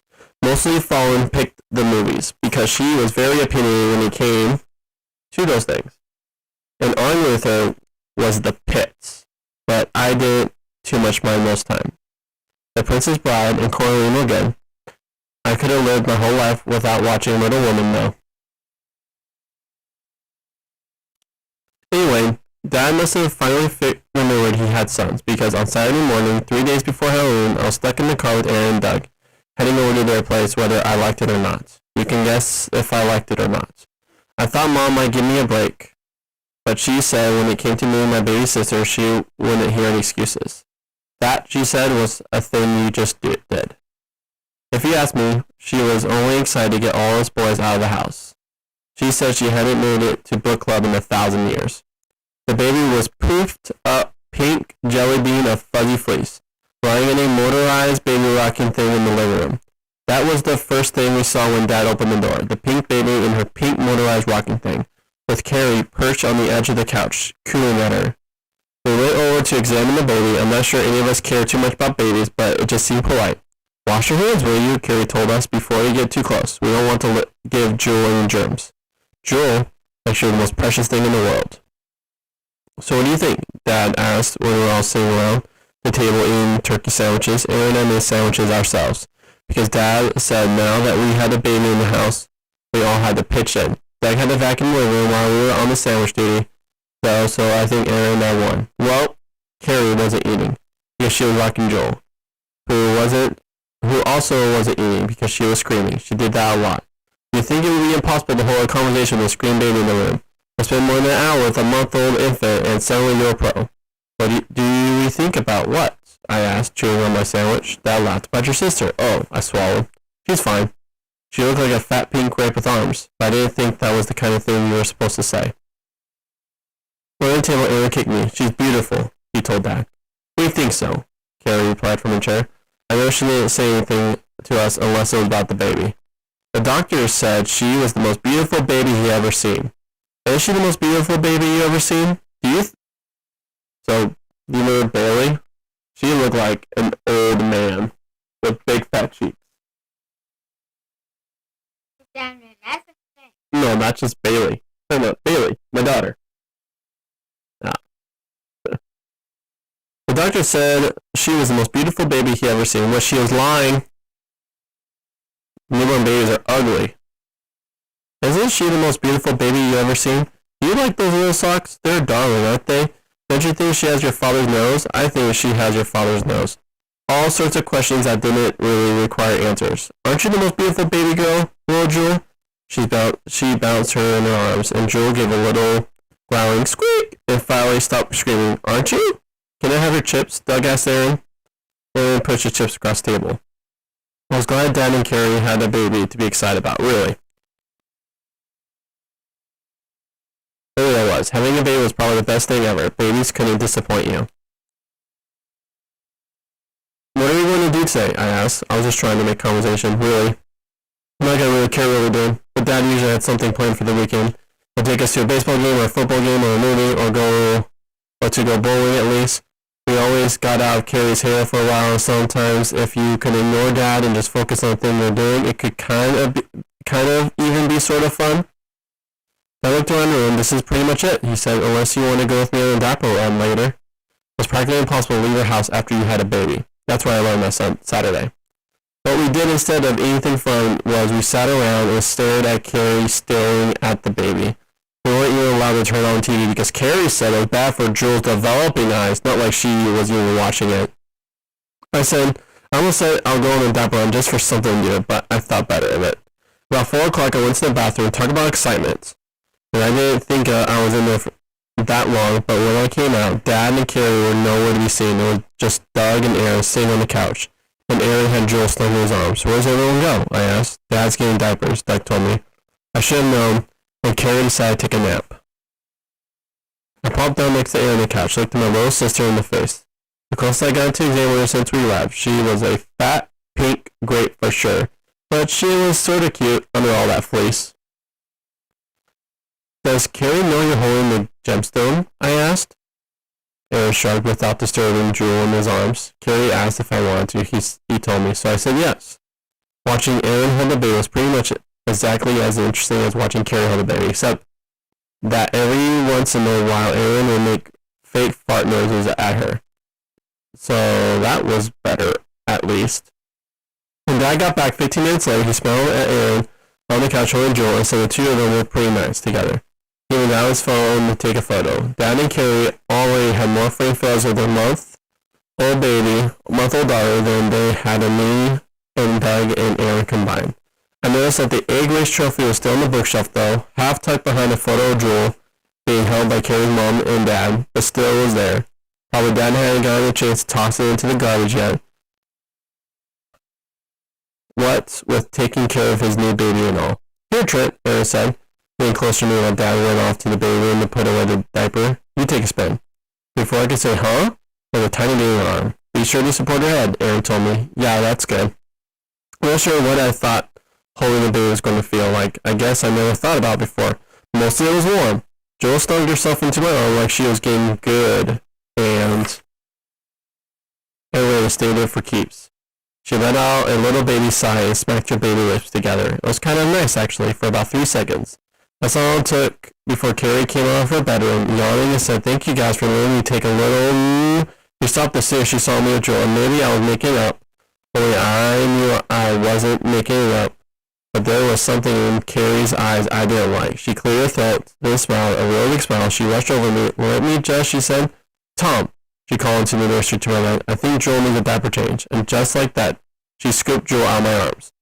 Dad poked his head out of the baby's room and looked at Carrie, rescuing their precious baby from his least favorite son. Oh, he said, like he was taking something in. Something important. You want to learn how to change a diaper? He asked us. Aaron said he did. I don't know why. Obviously, that wasn't a thing that anyone wanted to learn. As we got up, Aaron squeezed my knee. I don't know why he did that either. I tried to ignore the burning in my chest. It was nothing, I told myself. I was making things up. Dinner was spaghetti with sauce from a jar and salad from a bag. Carrie apologized 9 times that we weren't having something homemade. But the truth was, that's what we had half the time at Mom's anyways. And it wasn't awful. After dinner, Aaron and Doug and I got ready for bed, even though it was all of 8:30, and now that Joel and Annabelle Hofstadter's Zimmerman was in our lives, we all had to sleep in one room, in Dad's office. There was one bed in the corner with a pull-out trundle underneath, and one person had to sleep on the floor in the sleeping bag. I'll wrap paper scissors for the bed, Doug said when we were in the bathroom brushing our teeth. Don't worry about it, I said, spinning over the shoulder into the sink. I'll sleep on the floor. You will? Doug said, surprised. Aaron glanced at me in the mirror. I gargled a mouthful of water and didn't answer. I hated it here anyways, and sleeping on the floor was going to make things any worse. If you don't have to get up in the middle of the night to pee, I told my brother, don't step on my face. If you have to get up in the middle of the night to pee, I told my brother, don't step on my face. No promises, Aaron said, and he slugged me in the arm. When I woke up on Sunday morning, there was a horrible howling sound, like a great tornado gale wind swirling around the room. I shot straight up in my sleeping bag. Woo-wee, the noise went. What was that? I said. The noise was loud but tiny, like something I've ever heard before. Aaron was sitting in his bed too, on the top part above the trundle. I don't know, he rolled his eyes. It sounds like it's coming from the closet. Woo-wee! Came the noise again. I'm the ghost of nightmares. I've come to haunt your dreams. It was very clearly Doug, who now that I thought about it was very much not asleep in his bed. And I looked at each other, both of us trying not to laugh. Oh man, Aaron said in his loudest voice. Trent, did you hear that? I think it's a ghost. Yep, I said, just as loudly. I think maybe, I pointed. There's a ghost in the closet. I'm not in the closet, the voice said. I'm in your dreams. Woo-wee! It was definitely the closet. Aaron and I got up at the same time. I unzipped the side of my sleeping bag, and he pulled back his covers. Quietly, we tiptoed to the closet. Quietly, we opened the closet door. Woo-wee! The surprise thing was that Doug wasn't sitting in the closet, howling at us from behind the door. Woo-wee! But that's definitely where the noise coming from. But Aaron said, and pointed to the top shelf. There was a small white plastic square of something with a tiny plastic container. Woo-wee! A baby monitor. Aaron pulled down from the shelf. Oh boy, he said, still super loud so Doug can hear him. Wherever he was, what is going on? I think there's really a ghost in here. Man, I'm scared. I shot. What should we do? The only way out is to leave your dreams. Doug howling into the monitor. You gotta hate. What the? Doug said, and suddenly Carrie's voice shot out of the other end of the monitor. She did us to help me. Just what do you think you're doing? The monitor's not a toy. Aaron and I couldn't take it anymore. We broke down laughing. Trent and Aaron, Carrie screeched at the monitor. You two bring me that right now. From the other room, we could hear Doug pulling like a little baby. You totally ruined my prank, he told Carrie. I bet anything his lip was sticking out to. Sunday was about as exciting as Saturday was, which is to say not very. Aaron said he couldn't leave until 5 o'clock, which was exactly when Game 4 of the World Series time. And even if it was just the stupid Phillies versus the stupid Orioles, I still wanted to watch it. Aaron said we can listen on the radio while we're driving. I must have really been dying for something to do, because when Carrie asked me if I wanted to take a walk with her at the corner store, I actually said yes. I thought maybe she asked Doug or Aaron too, since she actually liked the two of them a little, but nope, it was just me and her.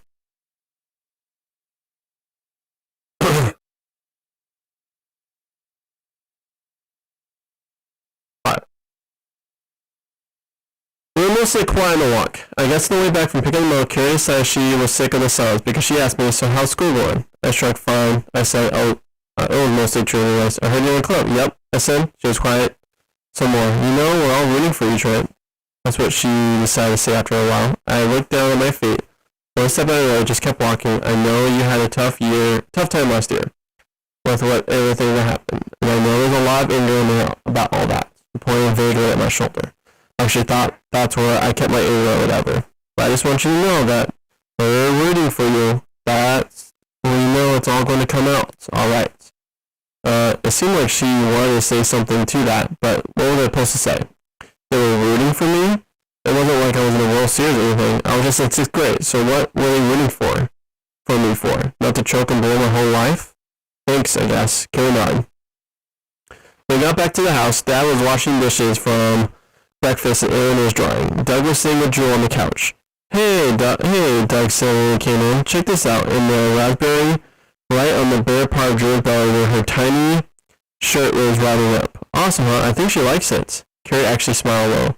I don't know why I asked it. What I asked that is because I knew what the answer was going to be. I guess there was warm feeling in my chest, and I was worried maybe I was making it up. The whole thing, or I'll be in right. And Carrie did say they've been rooting for me. Can I hold her? I said, walking over to Doug. Sure, Doug replied. He held us on Joel's side, but just as I was about to take her, Carrie rushed over and scooped her up and said, you know what? I think she's time. Why don't we let her sleep? I should have stopped her. I should have shut my fat mouth and gone to Dad's office. Crawled to his living room, pretending to take a nap. I did it. Why can't I hold her? I asked. Carrie glanced at me, then over to my dad. Sit at the sink in the kitchen. She needs to sleep, she told me. I can help put her in her crib, I said. I was still holding my stupid arms out like some kind of moron who couldn't take a hit. There was that smile again. Oh, that's not necessary, Trent, Carter said. But thanks for the offer, Tom. She called to my dad in the kitchen. Can you come here for a sec, please? Fire in my chest. Why can't I hold her? I asked. Doug's got to hold her. Aaron, too.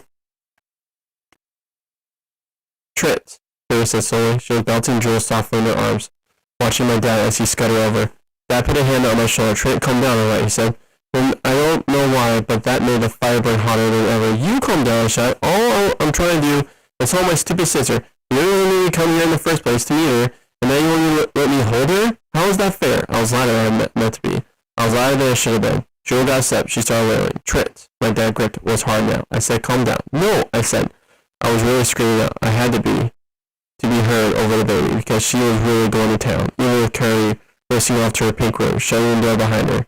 You could still hear her wailing blood and murder through the walls, like someone was being unfair to her. What did I ever do? Why can't I just hold her? Why do you think it's going to happen? Trent. That was Aaron now, but I wasn't about to listen to him either. Doug had his hand slapped over his ears, like all the screaming was really getting him. My dad's face, you should have seen it. It was went from normal to chili pepper red in seconds. He was angry. You listen to me, little snot, he told me. His angry red nose was inches from mine as he spoke. His grip bone-crushing tight on my shoulder. He almost pushed me all the way back on the couch, but I held my ground. You don't come into my house and upset my kid. Do you hear that? He jerked his red face towards Joel's closed bedroom door where she was still wailing like a monster. You did that. You wonder why Carrie and I won't let you hold her. You were the angriest little. He took a deep breath. His face was still red as ever. You are never holding that baby. You understand me? The fire was all the way to the tips of my fingers, digging down to the bottom of my heels. That's not fair, I told him. He's only crying because you guys wouldn't let me hold her. It's not even my fault. I'm never wanting to hold a stupid baby. That was never a thing I want. It's not fair. Doug shrugged then, like there was nothing left inside him but the up and down movement of his shoulder. Sometimes you only get one chance, he told me. On the way out the door, On the way out the door, I took a good hard whack at the milk on the counter. Heard it hit the wall, it smacked open and sloshed over before I slammed the door so hard that even outside I could hear a drill start up again.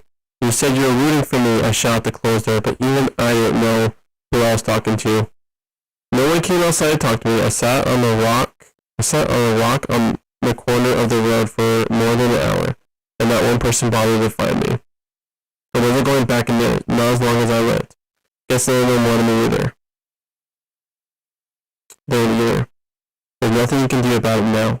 That's the thought that rolled around my brain, over and over. What Dad has said to me right after I killed Jared on the lake. Now you thinking that sometimes you only get one chance. That's what I thought about too. What did Dad know? Someone must have called Mom, obviously. She pulled up to my sad little rock and stopped and rolled down her window, but she didn't say anything, just bit her lip and sighed at me. I got in the car. Oh, Trent, she said. She started on down the road. I'm sorry, that's what I wanted to say, but I wasn't. Not really. Not for what everyone wanted me to be sorry for. I was sorry, Mom. I drive all the way to get me because my dad was such a jerk that I couldn't be in the same house as him for 2 full days. But I wasn't sorry about the shouting or the milk. I didn't think I was the one who should be sorry about that. What am I going to do with you? Mom said to me as we drove. I didn't answer. I didn't have the slightest idea. Alright, friends.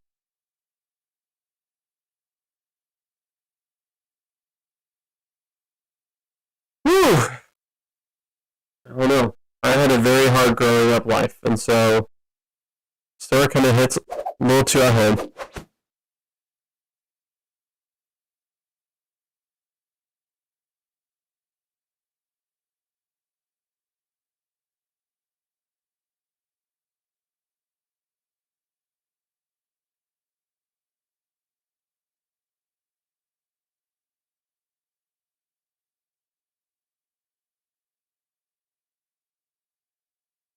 Ah, Now,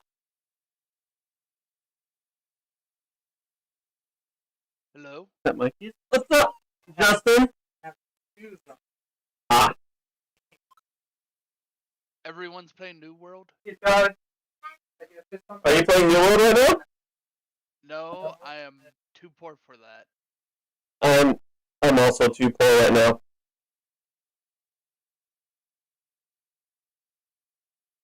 Also, I'm thinking you want to play Pector. Yeah, yeah. So Brennan's playing New World. I see. I see. So Charlie's still working on the tutorial. Do you want to join my game? The tutorial shall forever be. I mean, we could still be playing the tutorial if we really tried. Let's work on this map and be it together. Oh, I gotta unpause it. There we go. And you know what? Maybe it's a good thing that I wasn't here for a while, because then you had to come up with your own ideas. Well, pretty much, I just worked on my defense perimeter. I see that. Create a circle of clips, Bullet. of magazines. Cancel that. And then I created a pump jack, which I don't know what to do with the pump jack. You pump oil with it. Yep, but Put an oil reservoir thing. You press M. I don't think there is any around here. Though. I see. So you have to search around for oil. Yeah. I see. That makes more I don't sense. think we have any radars, so that's probably why we haven't found any. I had one radar going. What's up, Charlie?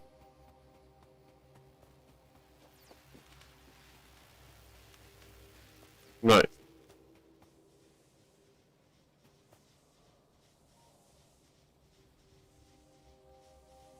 Alright. Well, yep, I have one radar going, but we could put a couple more.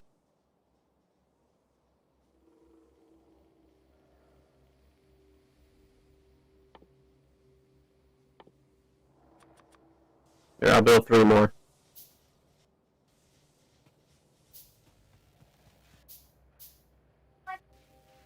So yellow warning is no Bird is arrow? engaged. Huh?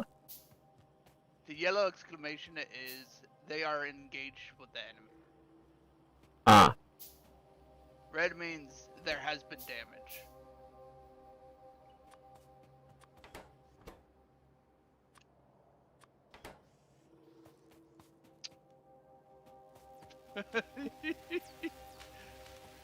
Because that's What? how you're putting them on there. Huh? What are you laughing at? And I'm just hoping you notice what you've done with that those turrets. Oh my god, should I actually made it so it takes bullets out? Oh, what a silly goose. Thank you for laughing at me. The laugh fix, that always works. There we go.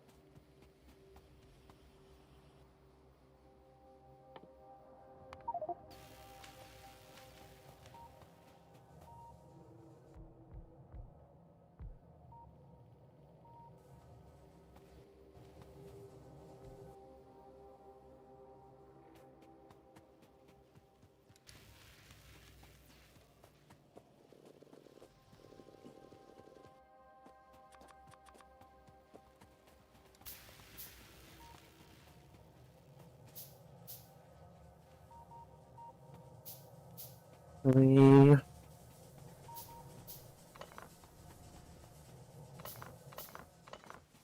get these somewhere else.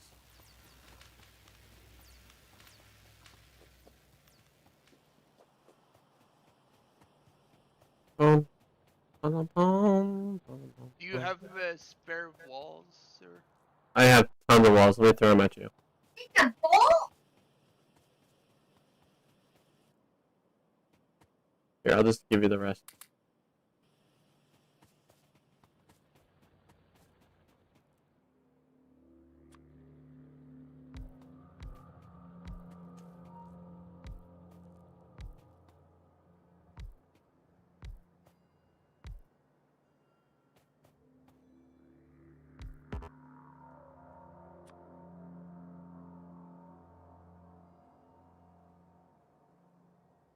And this game really makes you think of Fallout 3. I think it's just you really like post-apocalyptic things. This is ambient music? Dude, if you ever play Fallout 3, like, they got that handed down. And also, it was like pure, like, Fallout, not Fallout 3, oh my gosh. Maybe Fallout 4 music, but it's also like Fallout 2, like, graphics. And so, oh yeah, that's what I was working on next. Thank you. I took a, I'm gonna take a reading break and I forgot that.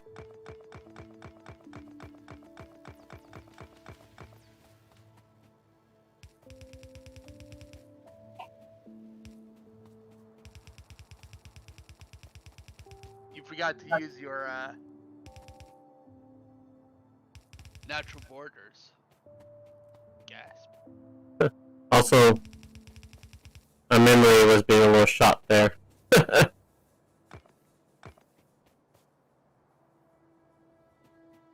Actually, because I like things squared off, I want to take a bunch of stone and square off the lake.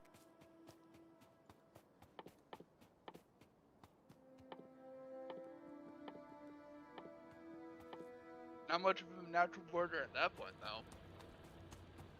I mean, not match boards, I like just things more squared off.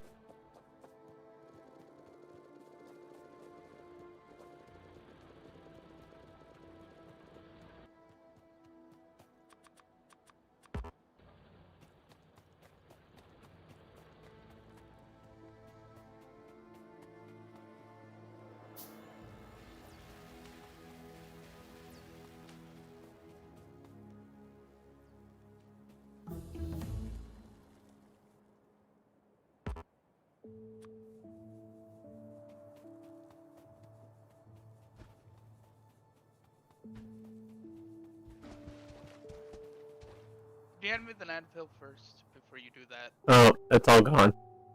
Oh. Okay then, I'll have to do it myself.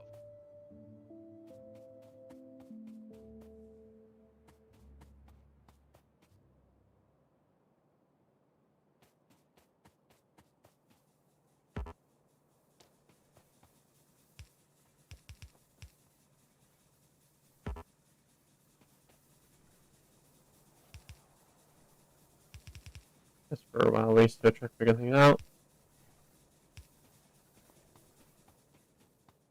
This copper, that is stone. See.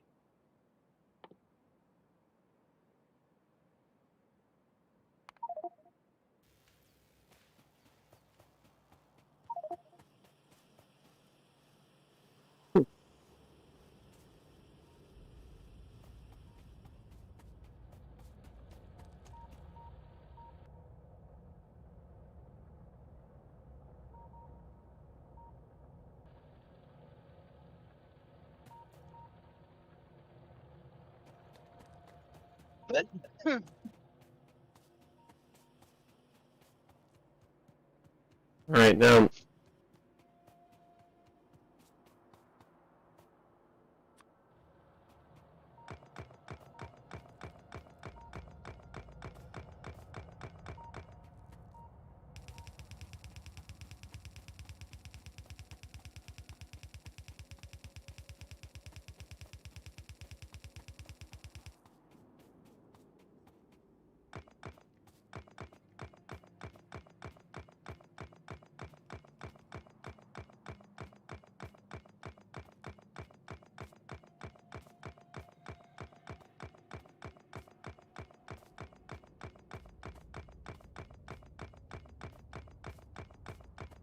Or are you turning up the wall?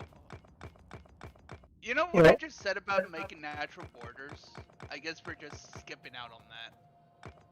Make actual borders? What do you mean? Using the water, the lake as a wall, Hmm. because they can't go over the lake.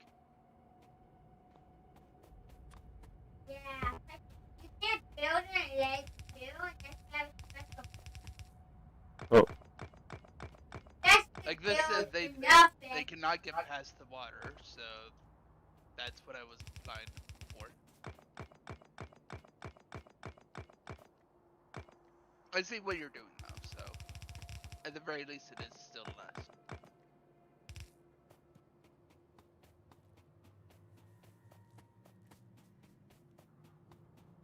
I thought you were gonna continue it further, right? And I was like, oh. No. I was just squaring it off. I guess that matters to me now. You didn't know it, but now it does.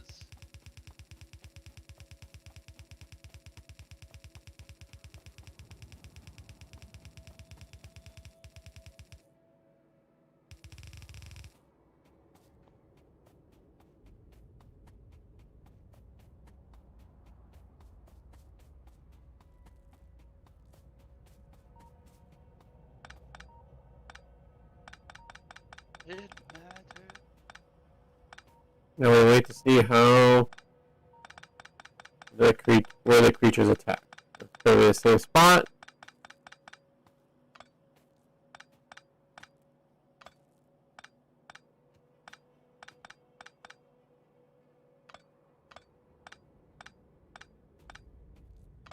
So Charlie is still playing the tutorial?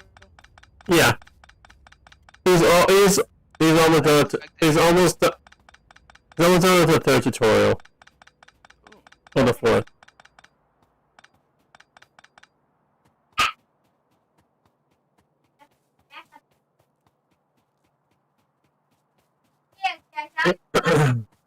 Honestly, I'm kind of just surprised that they stuck with it because I know it's really slow paced.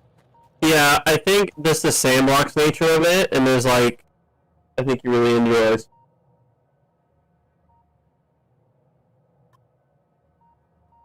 Ooh.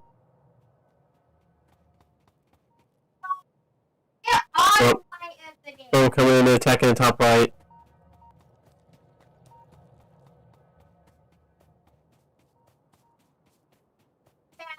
Yeah, maybe back up.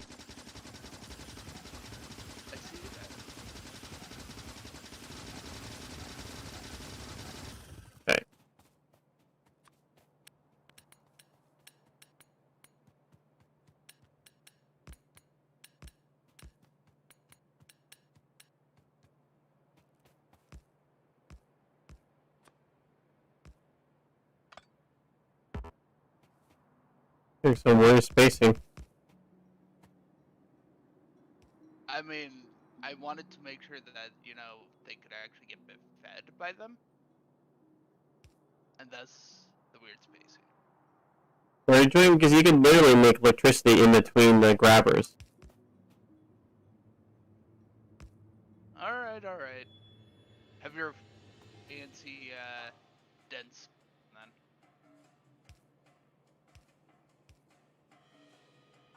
I won't stop you. That's cool. Whatever.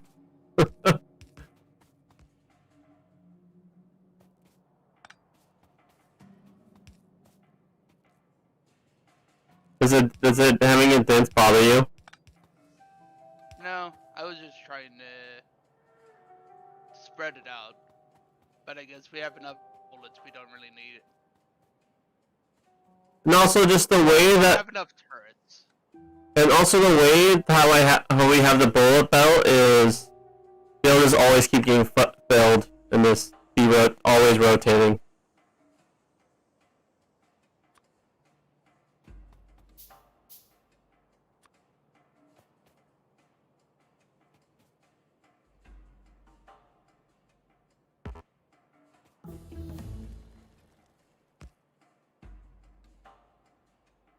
I'm wall screwing for my chest. Every I Mm. You didn't repair this crap. You have to repair that. Right. Well, makes sense. A dealership can make a very fast.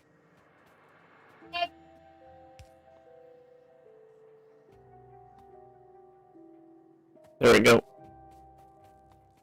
How is our power situation? Seems like just need low power, so we need more power! Oh?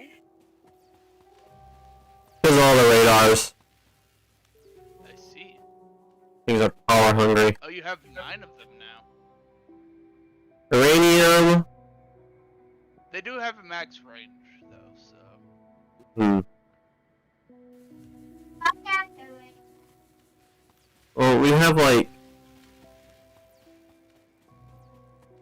I mean, I was just having that many until it says, oh, you have oil here, and then we can go through. Does uranium, do you get through oil rigs too? No. That is an entirely different thing. Okay. I just picked up a couple of them for now, because Oh. I don't think... Oh, no, we are not at max range, so I'll put them back down. How do you know when they're at max range? Like, if they start scanning the pre-existing area again. Sorry, what? You went super, body. Oh? They start scanning the already existing area and scanning new areas. You're just going to have to wait because your internet is not like you right now. Yes. You're like dropping from the game. Not internet not liking you.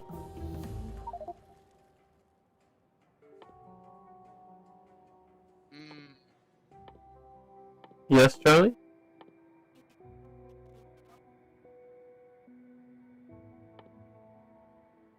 Yeah, I'm gonna show you my garage.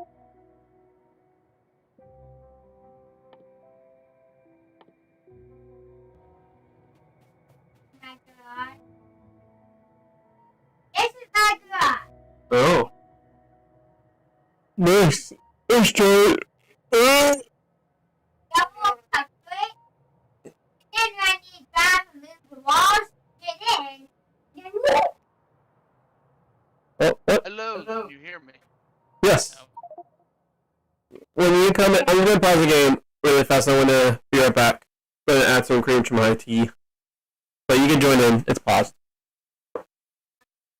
No, I'm talking to Justin. You hit enter. Literally listen. This is the moment when it tells you to read. Objective.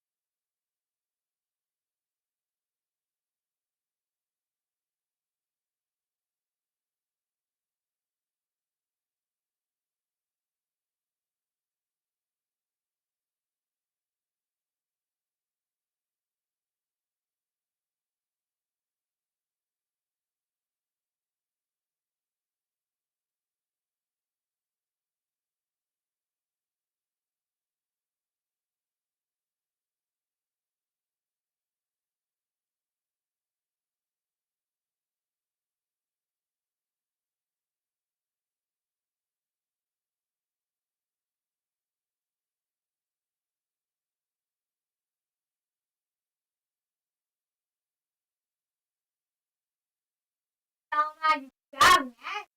Yeah. Read the objective.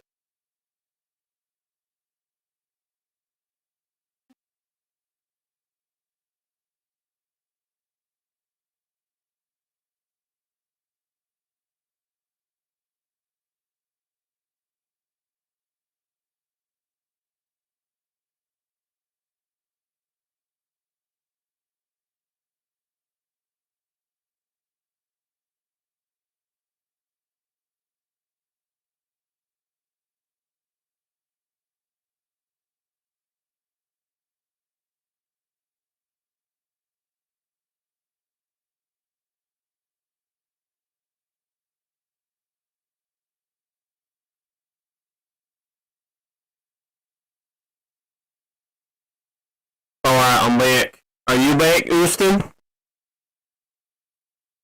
Houston? Houston? Do we have a problem, Houston? Oh, okay. Oh. You're having problems. You full on DC. No, he's where he lives. He always has internet issues.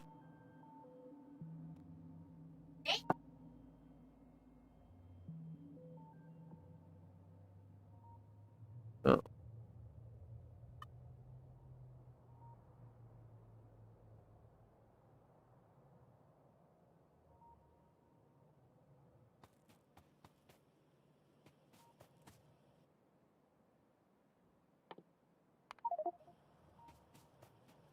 Big explosion. Okay.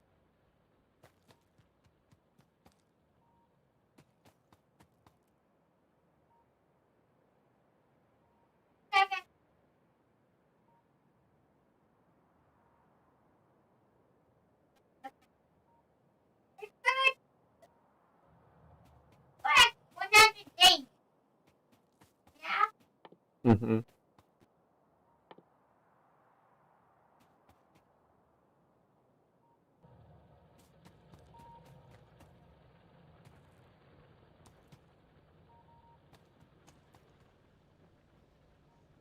Oh my god.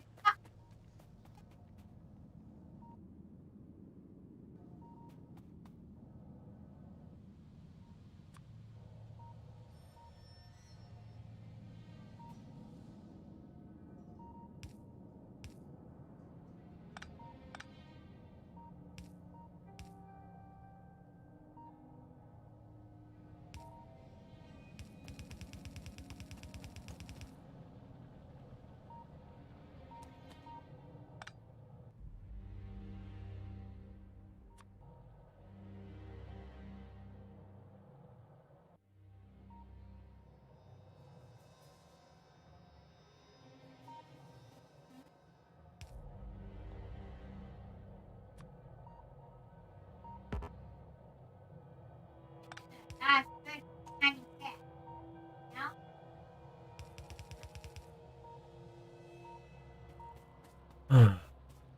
This, this, I'm gonna need tons.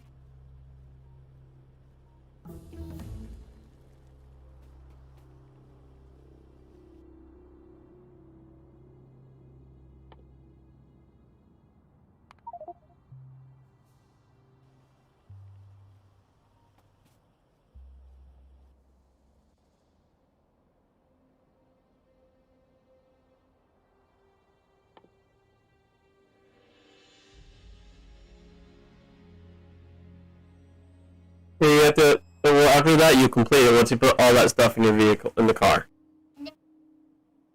No, just once you have it filled. You might. I don't think you need driveway. You just have it filled, and it starts the next tutorial.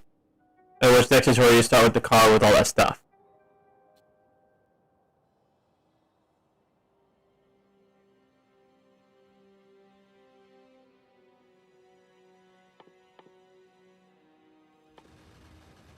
Tiny. Back up. Yeah? Mm-hmm.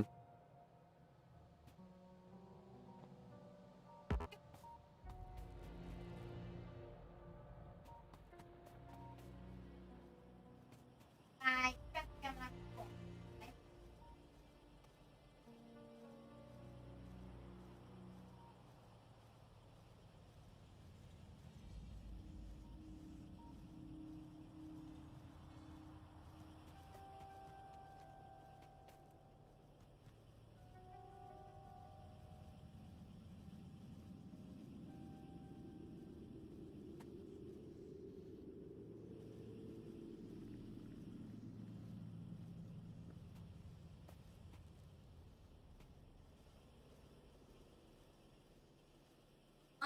magazine Hmm.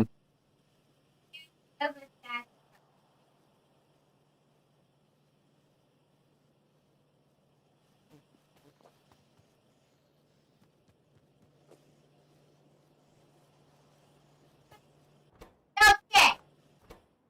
Okay. Okay.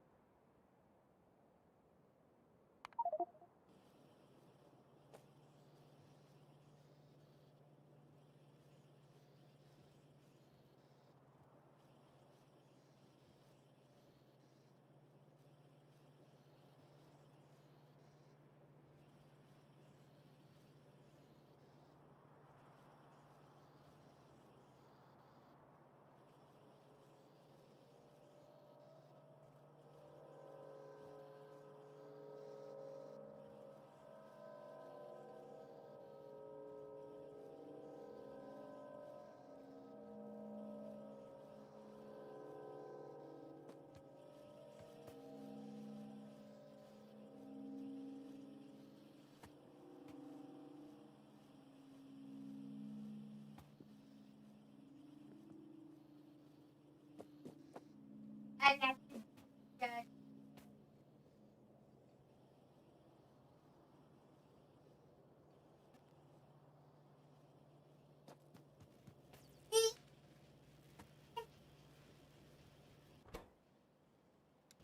that's not everything like that. Hmm.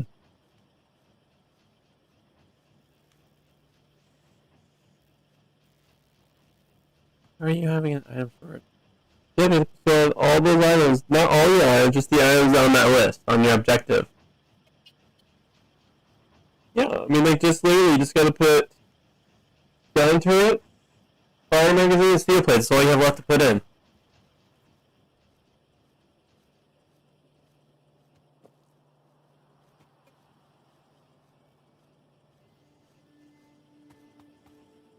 Interesting.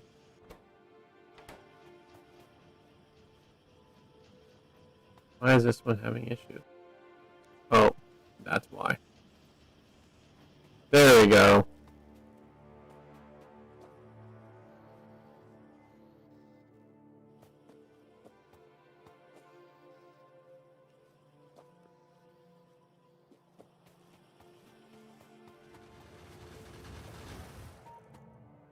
Nice.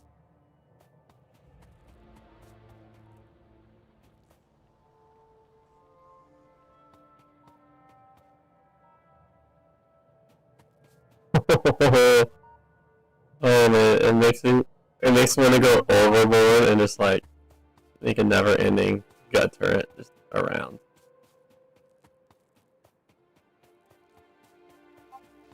Draw my wall. Now I'm gonna need to fill in my face. Charlie, you don't get to keep the stuff. Yep, or in the whip. It starts a whole new tutorial. It just starts a whole new thing. So you just gotta put whatever is in the tutorial, whatever's in the objective is. Doesn't matter. Doesn't turn over.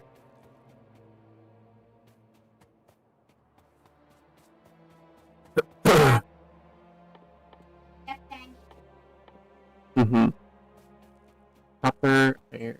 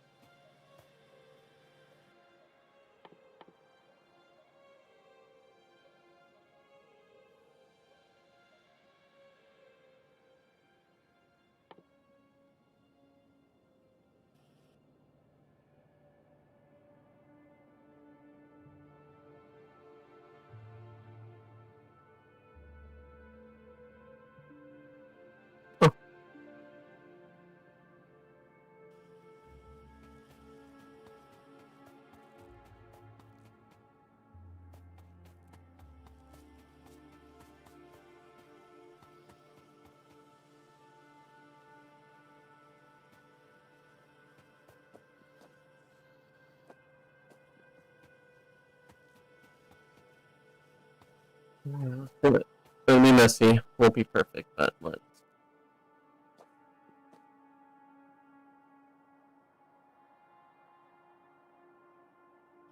Yeah? That makes the fact that favorite item. Oh. Watch them.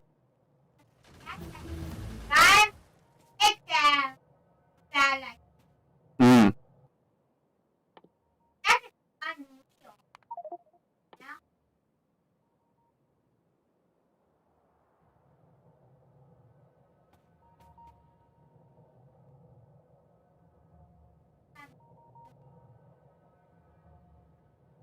Mm-hmm.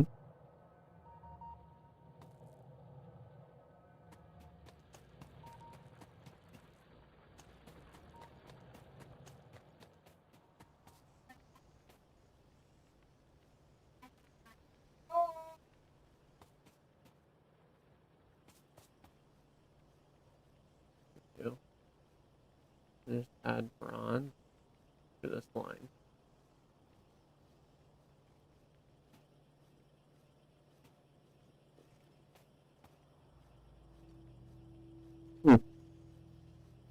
So absolutely split it. Hello, do I exist? For a moment.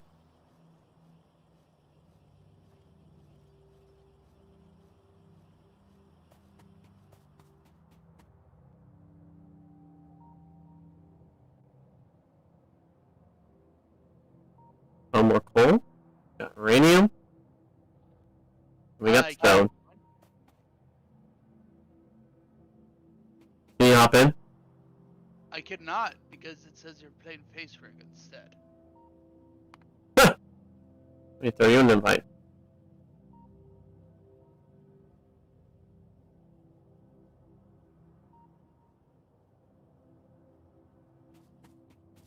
It makes me wonder if I should have started this game and start face rig. Oh. Thanks for the follow, Dirty Pig God. The Lord of Bitters. Hi. You do what I say while I'm trying to conquer this planet. I await your invite.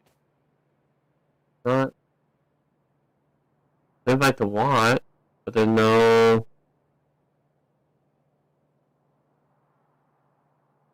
You save the game.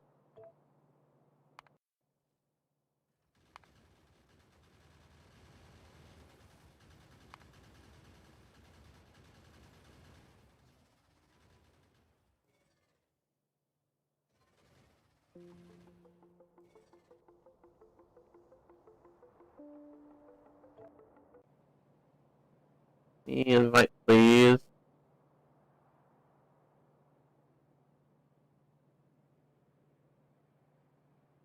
Can you try doing now? You're still If playing it- face rig.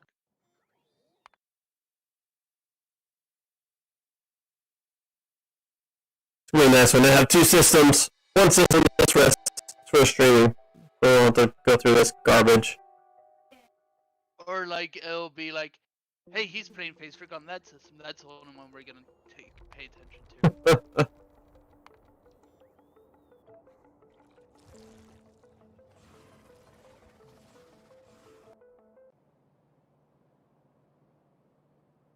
Wait.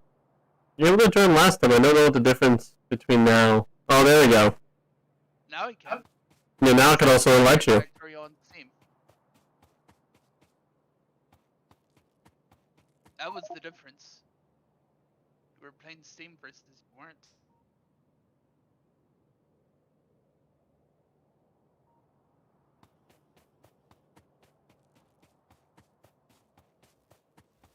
We need more science. Oh my gosh. Yeah, your internet is being salty right now. Salty more than usual. Oh no, it's doing it again. Oh, you're back. You were having good old robot sounds.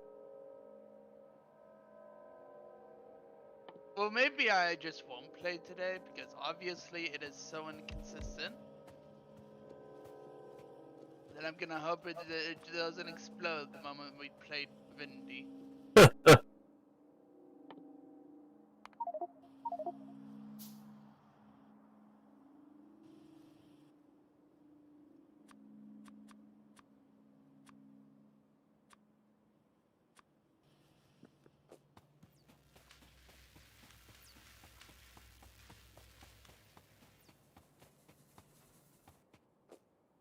Watch if you stay in the exhaust fumes too long, gives you mutations.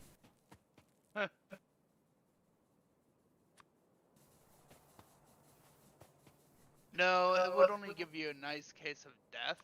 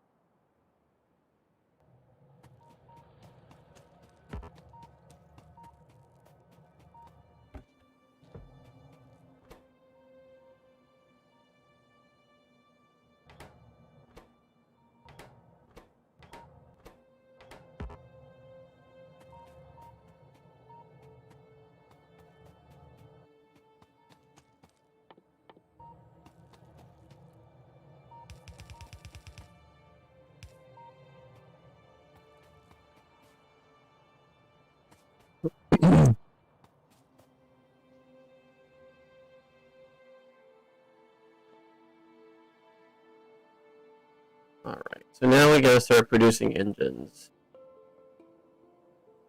We got the steel, we got the iron. Now I see something to Or make pipe. military science. But engines are probably a good idea.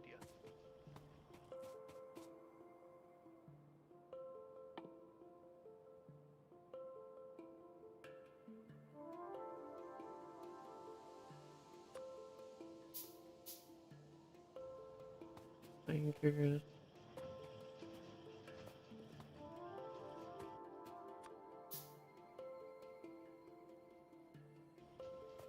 Alright.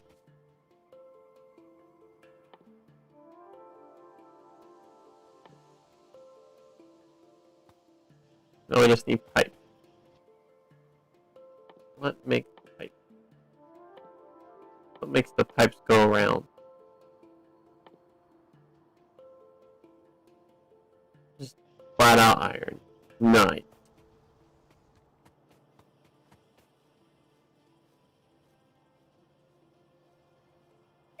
It could.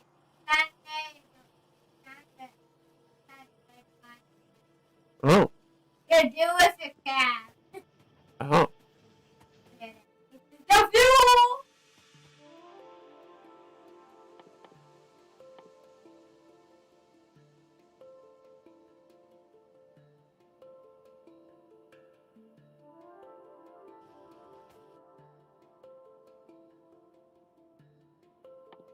Oh man.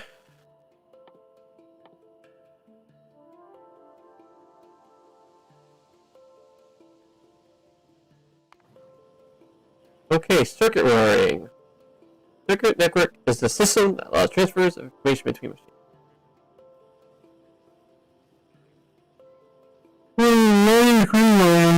So we'll get integrals of...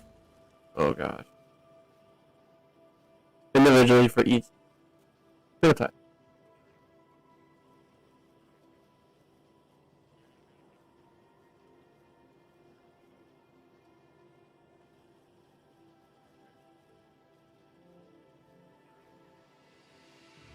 I see. So you pretty much just create, if this happens, do this with circuit wiring. Yeah, the circuit stuff is Boolean logic stuff, and just coding related.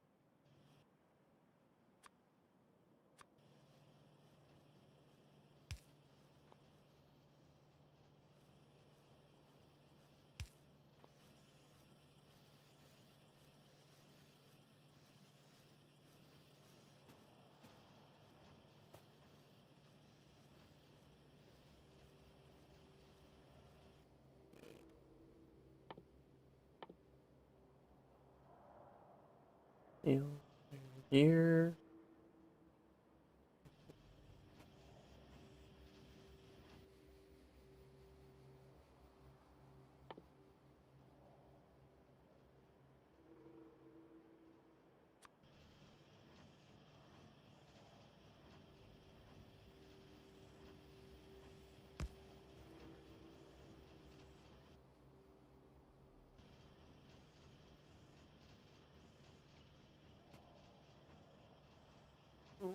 I should probably make this go south.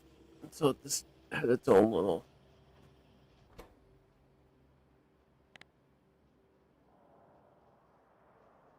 Gears. Give us the gears.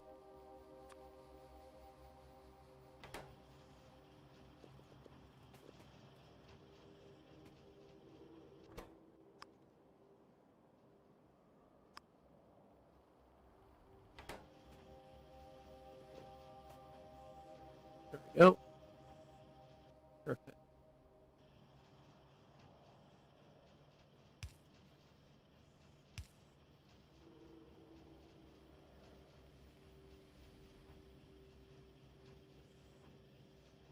No.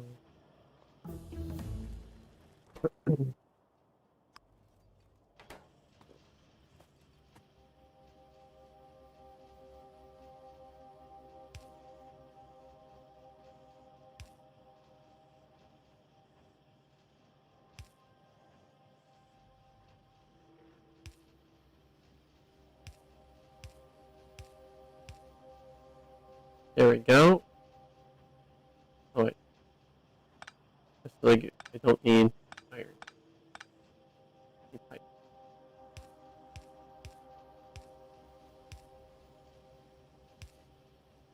Perfect.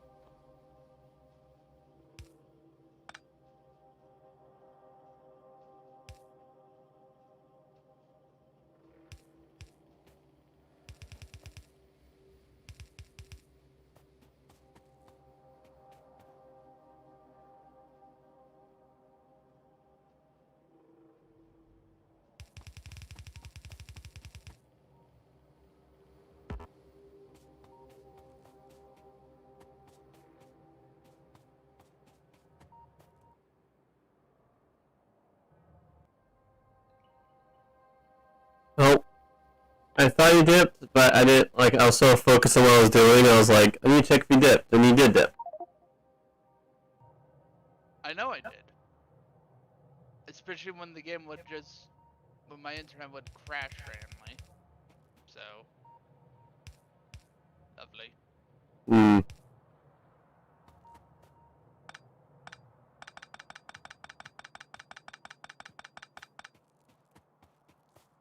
I'm just waiting for it to do it again, or if it only does it when I'm playing a game with you because some stupid reason.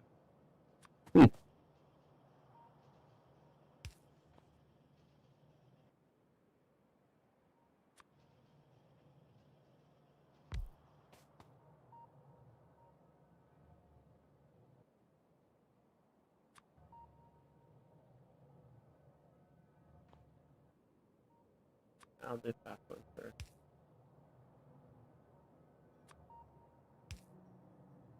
Mm-hmm. Yeah, because having in the middle doesn't work for a friend. What's in the middle? I feel the same. I didn't sleep very well last night.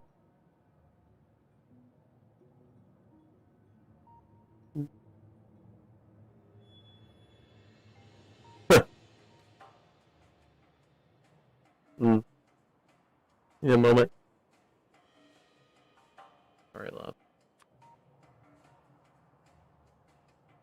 I love you.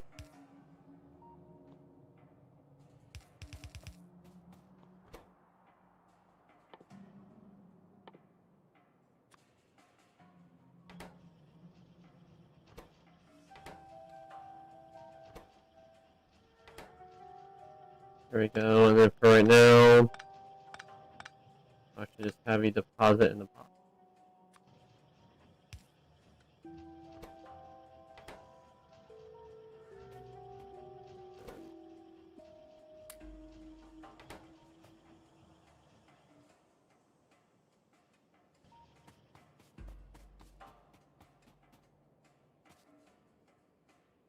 We got the box done.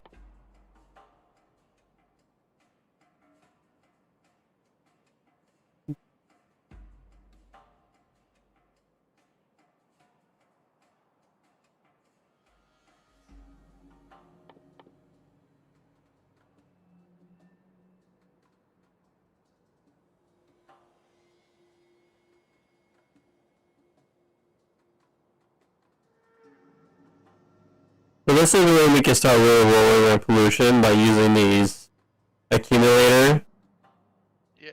and start using more of a solar system. Yep. Which will definitely start. Will definitely start preventing. I mean, not exactly preventing, but slow down Yeah. the aggressiveness. And then I think we can also get laser turrets too. Hmm. That would be fun. Zip, zap everything to Huh. death, including our power supply. Well, I'll talk to you later, I guess. Alright, man. I love you. I'll catch you later.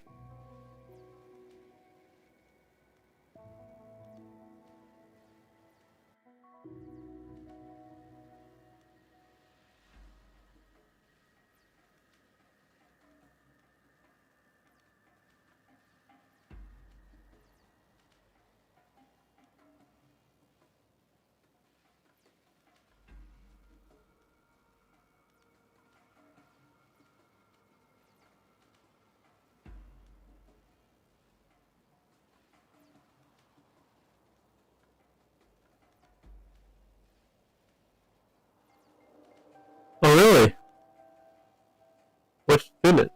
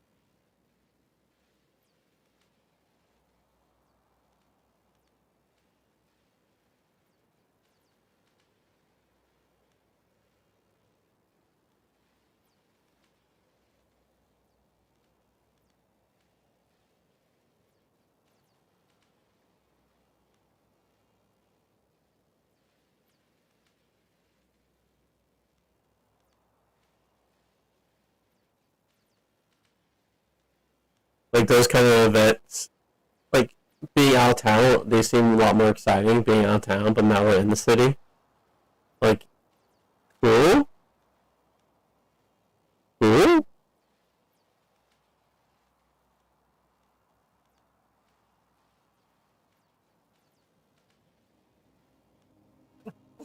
That's funny.